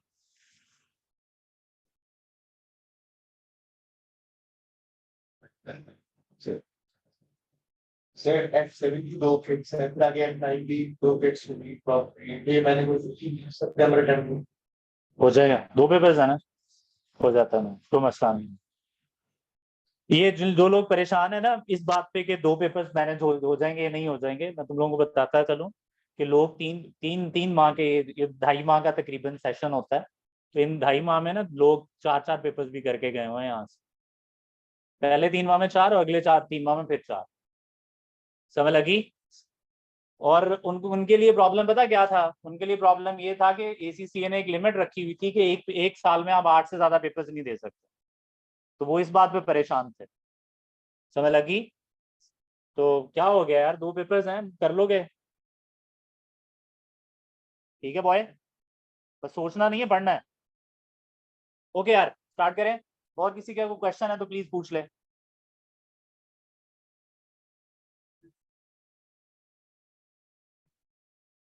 ओके जी, लेट्स सी जी। एक ऑनलाइन में बच्चा है, उसने पूछा है कि रिटेन अर्निंग्स क्या होती हैं। तो बच्चे पढ़ेंगे हम रिटेन अर्निंग्स क्या होती हैं, और मे बी आज ही पढ़ लें, तो वेट नहीं तो कल पढ़ लेंगे। अब सर आ जाए जी। अब है 3 स्टेटमेंट्स हैं। अब हमने करना ये है कि ये बेसिक सी बात है, हम इन तीनों स्टेटमेंट्स को के जो प्रॉपर फॉर्मेट्स हैं उनको पढ़ेंगे। अब सबसे पहली जो इनकम स्टेटमेंट है वो कौन सी पढ़नी चाहिए, खुद बता दो। Income statement. तो सबसे पहले एक इनकम स्टेटमेंट का फॉर्मेट पढ़ने वाले हैं हम लोग।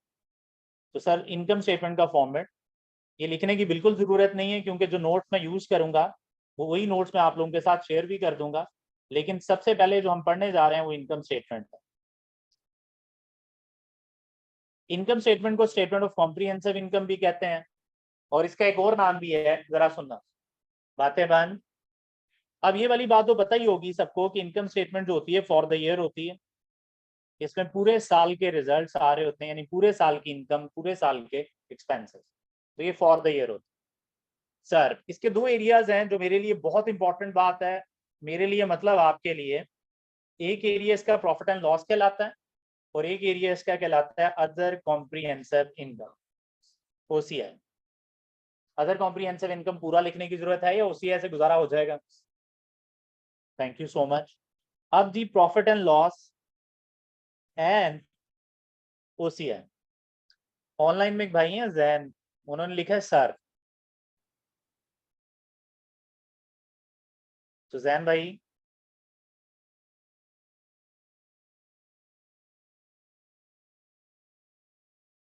ओके जी, उन्होंने क्वेश्चन लिख दिया है जी। वो कह रहे हैं sir statement of changes in equity से बैलेंस शीट में क्या लेके जाएंगे? Closing equity boy, closing balance sheet बनती है एज ईयर एंड पे, तो ईयर एंड के जो बैलेंसेस होते हैं वो बैलेंस शीट में जाते हैं, तो ये क्लोजिंग, ये value.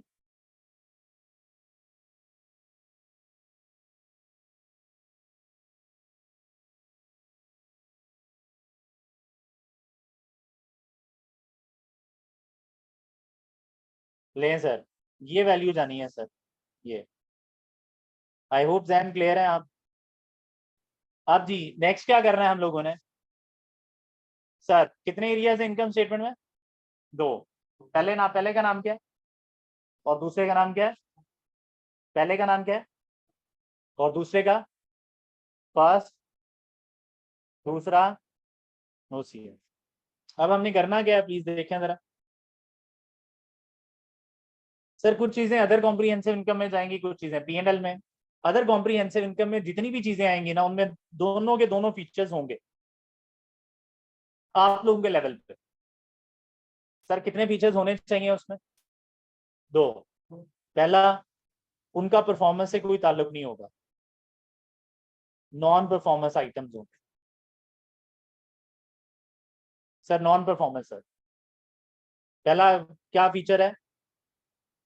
Non performance. Non performance का मतलब ये है कि एक ऐसा इनकम, एक ऐसा एक्सपेंस, एक ऐसा गेन लॉस जिसको देख के लोग ये नहीं कहते यार कंपनी ने बड़ा अच्छा परफॉर्म किया। मुझे बताएं कि आप लोग जो लोग F5 पढ़ के आए हुए हैं, फाइनेंशियल मेजरमेंट जो पढ़ के आए हुए हैं, परफॉर्मेंस मेजरमेंट जो लोग भी पढ़ के आए हैं, मुझे बताएं कि जब भी आपको परफॉर्मेंस एवेल्युएट करने के लिए कहा जाता था, तो इनकम स्टेटमेंट में ओसीआई का एरिया गिवन होता था या नहीं होता था? होता ही नहीं, क्योंकि एक पेपर है जिसमें आप परफॉर्मेंस एवेल्युएट कर रहे हैं, उसमें ओसीआई का ताल्लुक ही कोई नहीं, क्योंकि ओसीआई में आने वाली हर चीज क्या होती है? Non performance. क्या ये बात क्लियर है? तो ओसीआई में आने के लिए पहला फीचर क्या होता है आइटम्स में? इसका परफॉर्मेंस से कोई ताल्लुक नहीं होता, इसका परफॉर्मेंस से कोई ताल्लुक है। दूसरा, ये अनरियलाइज्ड होते हैं। क्या होते हैं? अनरियलाइज्ड मतलब इन द फॉर्म ऑफ कैश नहीं अभी आए, ये चीजें अनरियलाइज्ड होती हैं। क्या होती हैं? अनरियलाइज्ड का मतलब क्या है कि ये कैश की फॉर्म में अभी नहीं है। अनरियलाइज्ड का मतलब क्या होता है? ये कैश की फॉर्म में अभी नहीं है, कैश की फॉर्म में अभी नहीं है। क्या ये बात क्लियर है? बोलो दोबारा, ये ओके है? अनरियलाइज्ड का मतलब बताएं जरा जल्दी से। इसका मतलब है आपका कोई एसेट है, उसकी मार्केट वैल्यू बढ़ी है, पैसे बेचा नहीं है आप, तो हमारे पास एक एसेट हो, एक प्लॉट हो, उसकी मार्केट वैल्यू बहुत ज्यादा बढ़ जाए और रोटी के पैसे ना हो, तो ये पॉसिबल है? बिल्कुल पॉसिबल है, क्योंकि ये मार्केट वैल्यू बढ़ गई है, बिलियंस में चली गई है। जब तक बेचोगे नहीं तब तक पैसे तो नहीं आने। हो सकता है कि खाना खाने के पैसे नहीं है और आप कह रहे हैं यार कि मेरे पास मिलियंस की प्रॉपर्टी है, तो ये पॉसिबल है। आप ये कह रहे हो कि मिलियंस के गेन्स आए हैं मुझे, मेरे एसेट्स की वैल्यू बढ़ गई है लेकिन पैसे नहीं है, तो ये पॉसिबल है, क्योंकि ये जो वैल्यूज बढ़ी हैं, ये एसेट्स की वैल्यू बढ़ी है, कैश तो नहीं ना आया। तो कैश कब आएगा? जब आप इसको क्या करेंगे? बेच देंगे, रियलाइज कर लेंगे। तो जल्दी से बताएं जी, ओसीआई में आने वाले चीजों की क्या फीचर्स होते हैं? दो फीचर्स होते हैं, और अनरियलाइज। अनरियलाइज का मतलब है खाली मार्केट वैल्यू ऊपर नीचे हो रही है, कैश की फॉर्म में आपको नहीं मिला। क्या ये बात क्लियर है? ये दो फीचर्स। अब इसका मतलब क्या है? उसामा कह रहे हैं अनरियलाइज्ड मीन अनअर्न्ड नहीं जी, unrealised means in the form of cash नहीं मिला आपको। अनरियलाइज का मतलब है in the form of cash नहीं मिला। ये देखें जरा, आपके पास एक प्लॉट था, वो प्लॉट आपने खरीदा था 32 लाख का, कुछ साल गुजरने के बाद अब वो हो गया है 80 लाख का। तो सर अगर आप और करें तो 48 लाख पक्का, 48 लाख का गेन तो आ गया है, लेकिन ये गेन कैश की फॉर्म में नहीं, अनरियलाइज्ड है। कमा आपने लिया है, अभी बेचो तो 80 की बिक जाएगी, का बिक जाएगा और कैश आपकी जेब में आ जाएगा, बट ये गेन कैश की फॉर्म में नहीं है, तो अनरियलाइज्ड। तो सामान क्लियर है?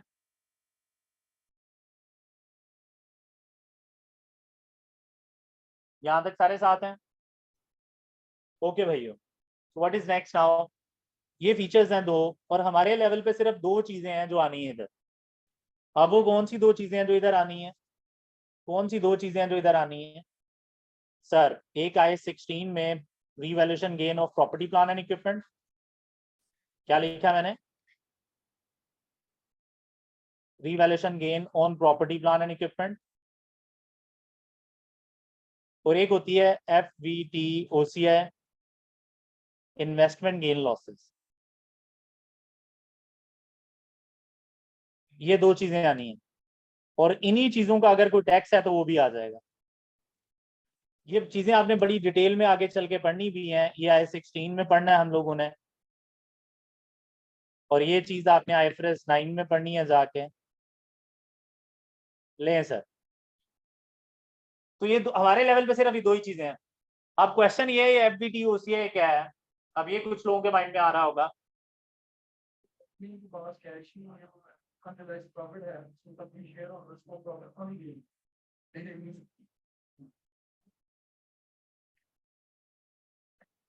सर यहाँ तक साथ हैं? आगे बढ़े।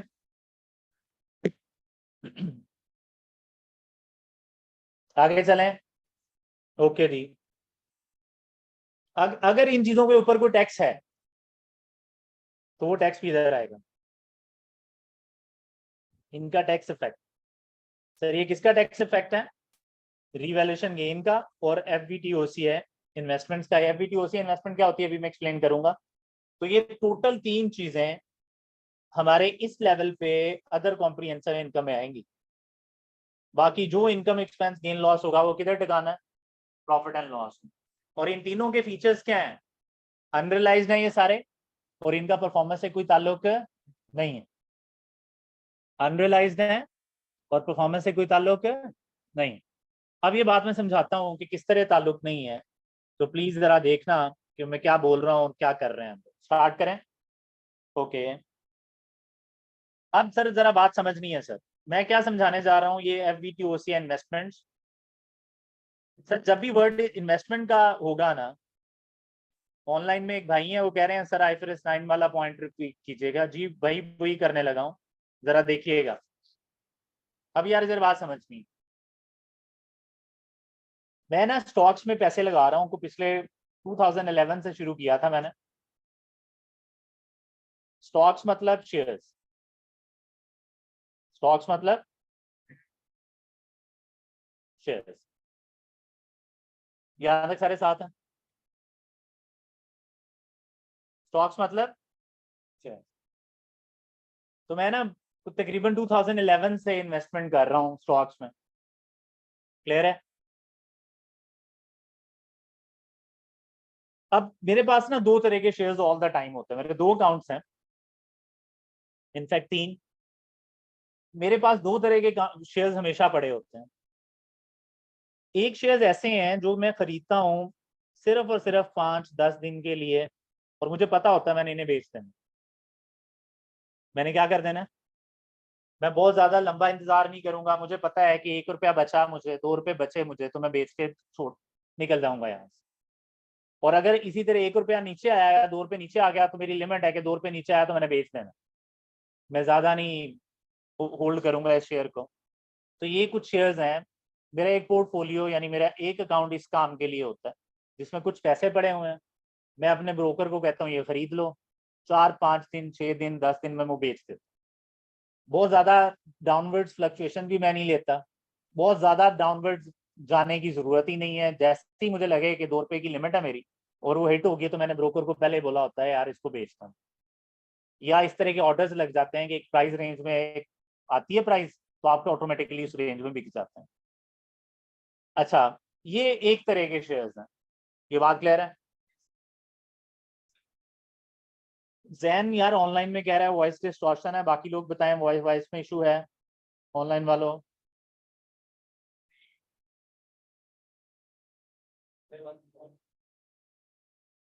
हाँ यार करवा बंद, thank you so much. Okay clear है, ठीक है आगे चलें जी। जैन आपके एंड पे प्रॉब्लम है। एक ऑनलाइन वाला बच्चा है, मैं उसके क्वेश्चन को ना थोड़ा इग्नोर करी जा रहा हूँ। वो क्वेश्चन पूछ रहे हैं सर क्लोजिंग इक्विटी और रिटेन अर्निंग सेम है, तो नहीं बच्चे सेम नहीं है। इक्विटी का वर्ड एक ब्रॉडर टर्म है। जैसे मैं यहाँ पे अगर कहूँ कि स्टूडेंट्स, FR के स्टूडेंट्स, तो अब उसका मतलब ऑनलाइन भी है और उसका मतलब फिजिकल भी है। इनको बाइफरकेट किया जा सकता है ना ऑनलाइन और उसमें। तो जब बच्चे हम इक्विटी का वर्ड यूज करते हैं तो टोटल इक्विटी में कई चीजें होती हैं।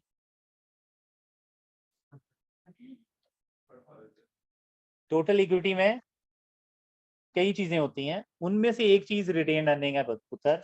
अब ये पढ़ना है हम लोगों ने आज या कल, इसलिए मैं आपका क्वेश्चन इग्नोर कर रहा था। आई होप आपको समझ आ गई। अब आ जाएं, किधर थे हम लोग, स्टॉक्स या शेयर्स, ये बात क्लियर है। ओके, अब है जी स्टॉक्स और शेयर्स। तो एक एक पोर्टफोलियो मेरा ऐसा है जिसमें मैं शेयर्स खरीदता हूँ, बेच देता हूँ, कभी नुकसान में कभी प्रॉफिट में, और आज तक कमाया कमाया नहीं है उस अकाउंट। मैं शुगरली, ये बात समझ लगी। अभी थोड़ी देर बाद दोबारा आप फोन पे मार्केट ओपन करके देख लूंगा क्या चल रहा है, ये बात क्लियर है बस। और कुछ शेयर्स ऐसे हैं जो मैं लॉन्ग टर्म के लिए इकट्ठे कर रहा हूँ। इसलिए इकट्ठे कर रहा हूँ लॉन्ग टर्म के लिए। आजकल स्टॉक्स के हालात बड़े खराब, ये बात क्लियर है। अगर तुम लोग मुझे कभी दुखी देखो तो समझ जाना उस दिन तो और हालात खराब। तो स्टॉक्स में ना बहुत ज्यादा लॉस भी हुआ है मुझे आजकल। लेकिन मैं क्या कर रहा हूँ, कहीं से भी मुझे एक्स्ट्रा पैसे आते हैं तो मैं उनके वही शेयर्स खरीदी जा रहा हूँ जिनमें मुझे बहुत ज्यादा लॉस। आजकल ये हालात है, स्टॉक एक्सचेंज के हालात बहुत बुरे हुए हैं। तो लेकिन मेरा पर्पस ये नहीं है कि मैं बहुत जल्दी खरीदूं और बहुत जल्दी बेचूं। वो क्या कर रहा हूं मैं, वो लॉन्ग टर्म के लिए खरीद रहा हूँ। ये बिल्कुल ऐसे ही है कि जैसे एक प्लॉट आप खरीद के छोड़ देते हैं कि यार देखेंगे, ये बात क्लियर है। आपके अम्मा अब्बा ने कोई प्लॉट लेके इस चक्कर में छोड़ा हुआ है कि चलो जी बच्चे की शादी करेंगे इन पैसों से, बच्चे को बाहर भेज देंगे जी इन पैसों से, ये बात क्लियर है, बच्चे को बिजनेस करा देंगे। तो इस तरह के शेयर्स हैं मेरे पास भी जो मैं अपने बच्चों के लिए इकट्ठे कर रहा हूँ। क्या ये बात क्लियर है। अब ये जो शेयर्स है ना, ये जब आते हैं ना थोड़ा डाउनग्रेड, थोड़ा नीचे आते हैं, तो मैं इस बात पे खुश होता हूँ कि सस्ते मिल।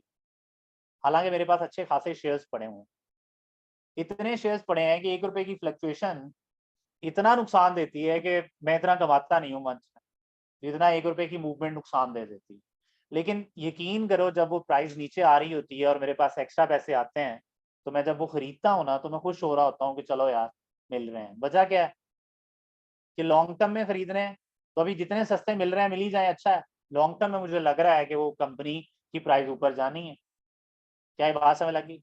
अब इससे सीखा क्या, इससे सीखा ये इससे सीखा ये कि समटाइम्स प्राइजेस का कम होना, आपके पास एक एसेट पड़ा हुआ है उसकी प्राइस कम हो जाए ना तो आप दुखी नहीं होते। इसको हम कहते हैं कि इसका परफॉर्मेंस से ताल्लुक ही नहीं। मतलब मैं अब्बा जी मेरे से अक्सर पूछते हैं हाँ भी जुबैर शेयर्स तेरे शेयर्स कैसे जा रहे हैं, तो मैं उन्हें कभी नहीं बताता नुकसान। ये बात क्लियर है। मैं उन्हें हमेशा क्या कहता हूँ कि ठीक जा रहे हैं अब्बा जी, उधर ही हैं, हालांकि बहुत नुकसान हुआ है। ये बात क्लियर है। अब कहानी क्या है, कहानी ये है कि फिर भी दुख क्यों नहीं हो रहा, क्योंकि भाई मैं कौन से फेज में हूँ, खरीदने के फेज। मुझे प्राइस ज्यादा कब चाहिए, अभी चाहिए या कुछ सालों बाद चाहिए। तो मुझे अभी सस्ते मिल रहे हैं, मैं खरीदी जा रहा हूँ, नुकसान में हूँ, लेकिन मुझे पता है अल्टीमेटली मैं प्रॉफिट में जाऊंगा। तो आप मुझे बताएं, अभी शॉर्ट टर्म में प्रॉफिट आ गया, लॉस आ गया, मैं उससे इफेक्ट हो रहा हूँ। तो इसका मतलब है जब भी आप मुझे परेशान देखेंगे ना स्टॉक एक्सचेंज की वजह से, इन शेयर्स की वजह से नहीं देखेंगे।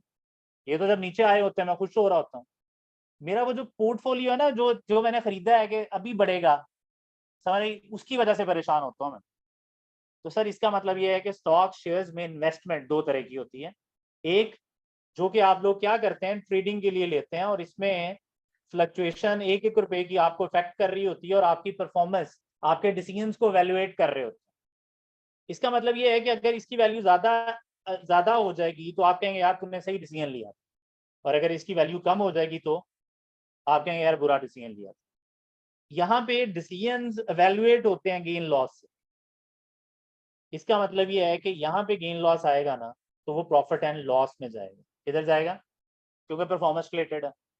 तो पता करें जी, अगर आप ट्रेड के लिए कोई चीज खरीदते हैं और उसमें नुकसान करते हैं, तो आपकी परफॉर्मेंस पे, आपके डिसीजन मेकिंग पे एक क्वेश्चन मार्क लगाएंगे लोग। ये बात क्लियर है? लेकिन अगर आप लॉन्ग टर्म में बाय कर रहे हैं, तो मुझे बताएं, शॉर्ट लॉन्ग टर्म, बहुत लॉन्ग टर्म में आप बाय करके बैठे हुए हैं, सोचा हुआ है कि यार अच्छा इससे ये करेंगे वो करेंगे, कई सालों बाद करेंगे, तो इसका मतलब क्या है? इसका मतलब ये है कि आप को शॉर्ट टर्म फ्लक्चुएशन इफेक्ट नहीं कर। क्या ये बात सबको क्लियर है?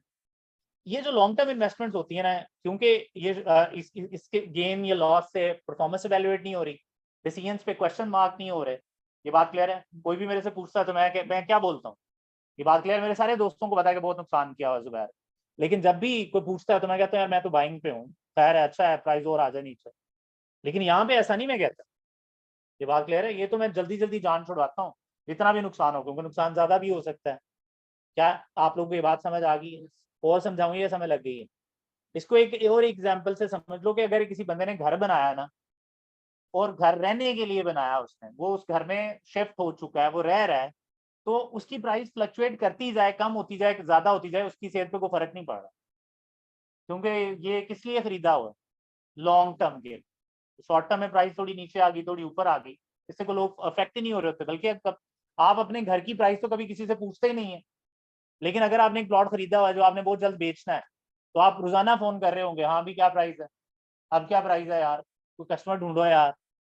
क्या ये बात क्लियर है? तो सर ये जो लॉन्ग टर्म वाले होते हैं ना, ये परफॉर्मेंस रिलेटेड नहीं होते। इस तरह की इन्वेस्टमेंट शेयर्स में हम कहते हैं ये फेयर वैल्यू थ्रू ओसीआई है। क्या नाम है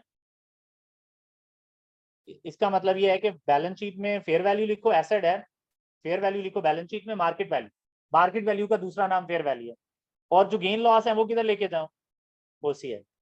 इसका नाम क्या होना चाहिए फिर? खुद सोचे। इसका नाम होना चाहिए fair value through profit and loss. तो सर ये दो तरह की इन्वेस्टमेंट्स होती हैं स्टॉक्स में, एक का नाम फेयर वैल्यू थ्रू पीएनएल है, और दूसरे का नाम क्या है? Fair value through OCI. क्या ये बात क्लियर है?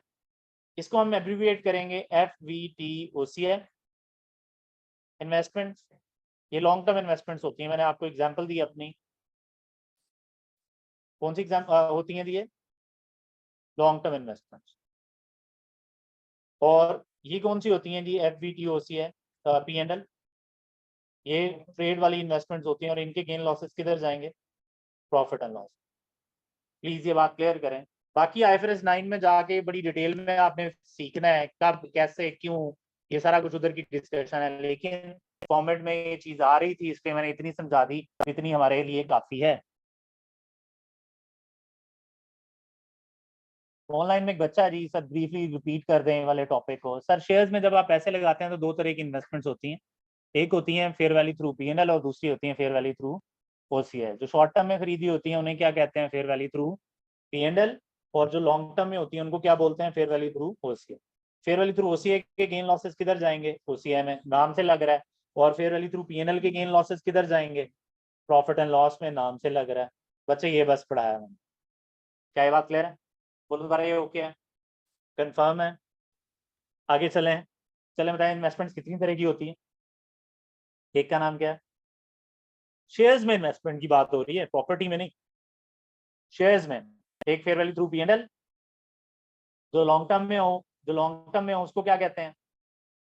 और जो शॉर्ट टर्म में हो, क्या बात समझ लगी? बोलो दोबारा, ये ओके है? कंफर्म है? आगे बढ़े? कंफर्म? ओके। अब आ जाओ यार, हम किस पे जा रहे हैं जी? अब हम जा रहे हैं इनकम स्टेटमेंट के फॉर्मेट पे। सर किधर जा रहे हैं अब हम लोग? इनकम स्टेटमेंट के फॉर्मेट पे, ये फॉर्मेट आप लोगों ने कॉपी नहीं करना क्योंकि मैं नोट्स आप लोगों को शेयर कर दूंगा, देखिएगा प्लीज।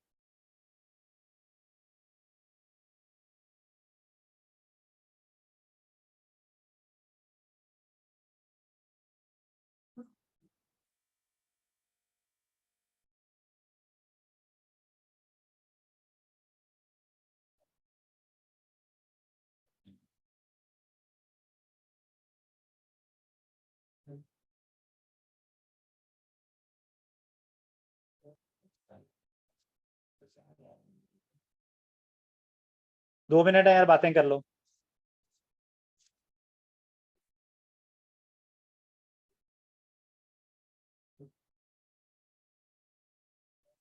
सर 2 मिनट है, बातें कर लें।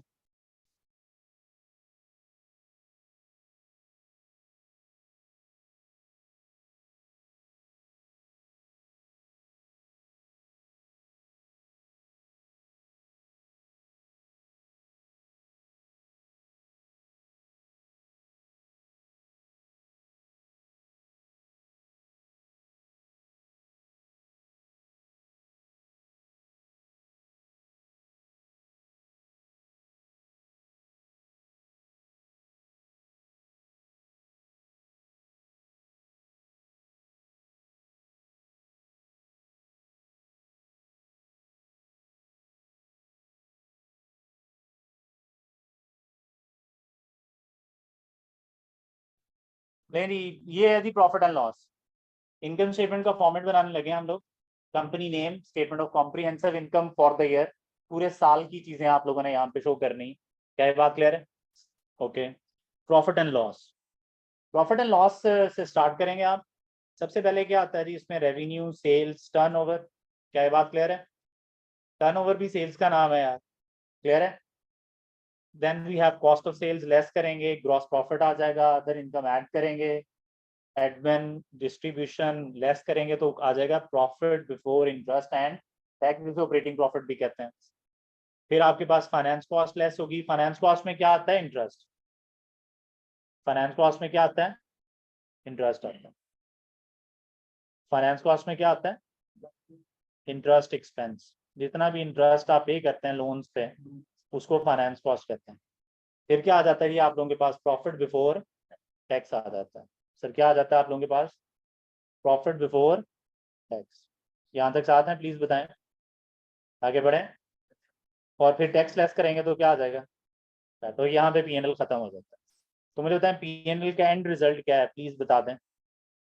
Profit, profit after tax. चलो बताएं जी पीएन का, प्रॉफिट एंड लॉस का एंड रिजल्ट क्या है? Profit after tax. क्या ये बात क्लियर है? पीएनएल का एंड रिजल्ट क्या है? पीएनएल का एंड रिजल्ट क्या है? पीएनएल का एंड रिजल्ट क्या है? पीएनएल का एंड रिजल्ट क्या है? पीएनएल का एंड रिजल्ट क्या है? पीएनएल का एंड रिजल्ट क्या है? पीएनएल का एंड रिजल्ट क्या है? पीएनएल का एंड रिजल्ट क्या है? यहाँ तक सारे साथ हैं? ओके जी। आगे आगे कौन सा एरिया है पीएनएल के बाद? अदर कॉम्प्रिहेंसिव इनकम में जो भी लिखा हुआ है मैंने बता दिया, देखें जरा।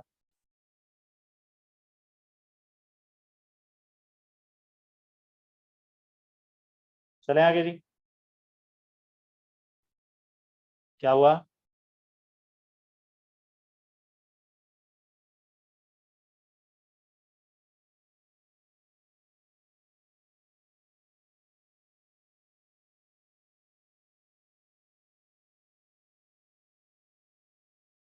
आगे बढ़े जी। चले बताया अदर कॉम्प्रिहेंसिव इनकम में क्या क्या आता है? रिवैल्यूएशन गेन और फेयर वैल्यू, बिल्कुल ठीक है। और टैक्स, इन्हीं दो चीजों का टैक्स। तो मुझे लगता है इनकम स्टेटमेंट में टैक्स दो जगह नजर आ रहा है, फिर इसका मतलब है कहाँ कहाँ पे? एक प्रॉफिट एंड और दूसरा ओसीएन है। क्या ये बात क्लियर है? बोल दोबारा, ये ओके है? कितनी जगह नजर आ रहा है? ये टू अदर कॉम्प्रिहेंसिव इनकम है। यहाँ तक सारे साथ हैं? ओके। मुझे बताओ इसमें कोई बात जो समझ नहीं आ रही, प्लीज बताएं। कॉस्ट ऑफ सेल का फॉर्मूला क्या होता है? Opening inventory plus purchases minus, बिल्कुल ठीक है। इसका मतलब है सबको पता है। मुझे बताएं कोई ऐसी बात जो मुझे रिपीट करनी चाहिए, प्लीज बता दो। जी बच्चे बोलें। जी बिल्कुल जी, ओसीआई में जो टैक्स होता है वो भी अनरियलाइज्ड होता है जी। गेन्स अनरियलाइज्ड हैं तो टैक्स भी अनरियलाइज्ड। अब क्वेश्चन ये है कि सर क्यों लिख रहे हैं? मैचिंग कॉन्सेप्ट है, वो कहता है कि जब गेन्स आप लिखते हैं तो उससे रिलेटेड अगर कोई एक्सपेंस है तो वो भी अभी लिखो। मैचिंग कॉन्सेप्ट यही है ना, तो इसलिए गेन अनरियलाइज्ड है वो हमने लिखा, उसका जो टैक्स है वो भी अभी दिया नहीं है, लेकिन वो भी लिख लेना, तुमको देना तो है। तो मैचिंग कॉन्सेप्ट की वजह से ही लिखते हैं। ठीक है पुत्र, और किसी का कोई क्वेश्चन? चलें जी। जी बच्चे बोलो। एडमिन, अच्छा ये जो मैंने लाइंस बनाई हुई है ना, ये मिनिमम है। स्टैंडर्ड हमेशा मिनिमम कंटेंट पे बात करता है। अगर कुछ आप एक्स्ट्रा से लाइंस ऐड करना चाहते हैं तो आप कर सकते हैं। तो हो सकता है कि एडमिन डिस्ट्रीब्यूशन के अलावा किसी ने कोई एक और हेड भी बनाया हो, तो यस हो सकते हैं। लेकिन कुछ लोग होते हैं जो कि पूरे के पूरे एक्सपेंसेस को इन्हीं कैटेगरीज में भेजते रहते हैं। हाँ, सारे के सारे इसी कैटेगरीज में भेजेंगे। मसलन बैड डेट है तो एडमिन में भेज देंगे, ये बात क्लियर है। कैरेज आउटवर्ड है तो डिस्ट्रीब्यूशन में भेज देंगे। सेल्स स्टाफ को जो कमीशन दे रहे हैं डिस्ट्रीब्यूशन में, तो कुछ लोग हैं जो इन्हीं कैटेगरीज में रखते हैं। और कुछ लोग कौन है जो कि क्या करते हैं, वो कहते हैं कि नहीं नहीं, हमें क्या, हम क्या कर चाहते हैं कि हम लोग एक्स्ट्रा लाइंस लाना चाहते हैं तो ले आए आप। स्टैंडर्ड आपको एक्स्ट्रा लाइंस ऐड करने से मना नहीं करता। ठीक हो गया बच्चे? और किसी का क्वेश्चन? आगे बढ़े। क्लास कितने बजे तक है? यार 2 बजे तक क्लास है, पहला दिन है। 11:45 से 2 o'clock। क्या ये बात क्लियर है?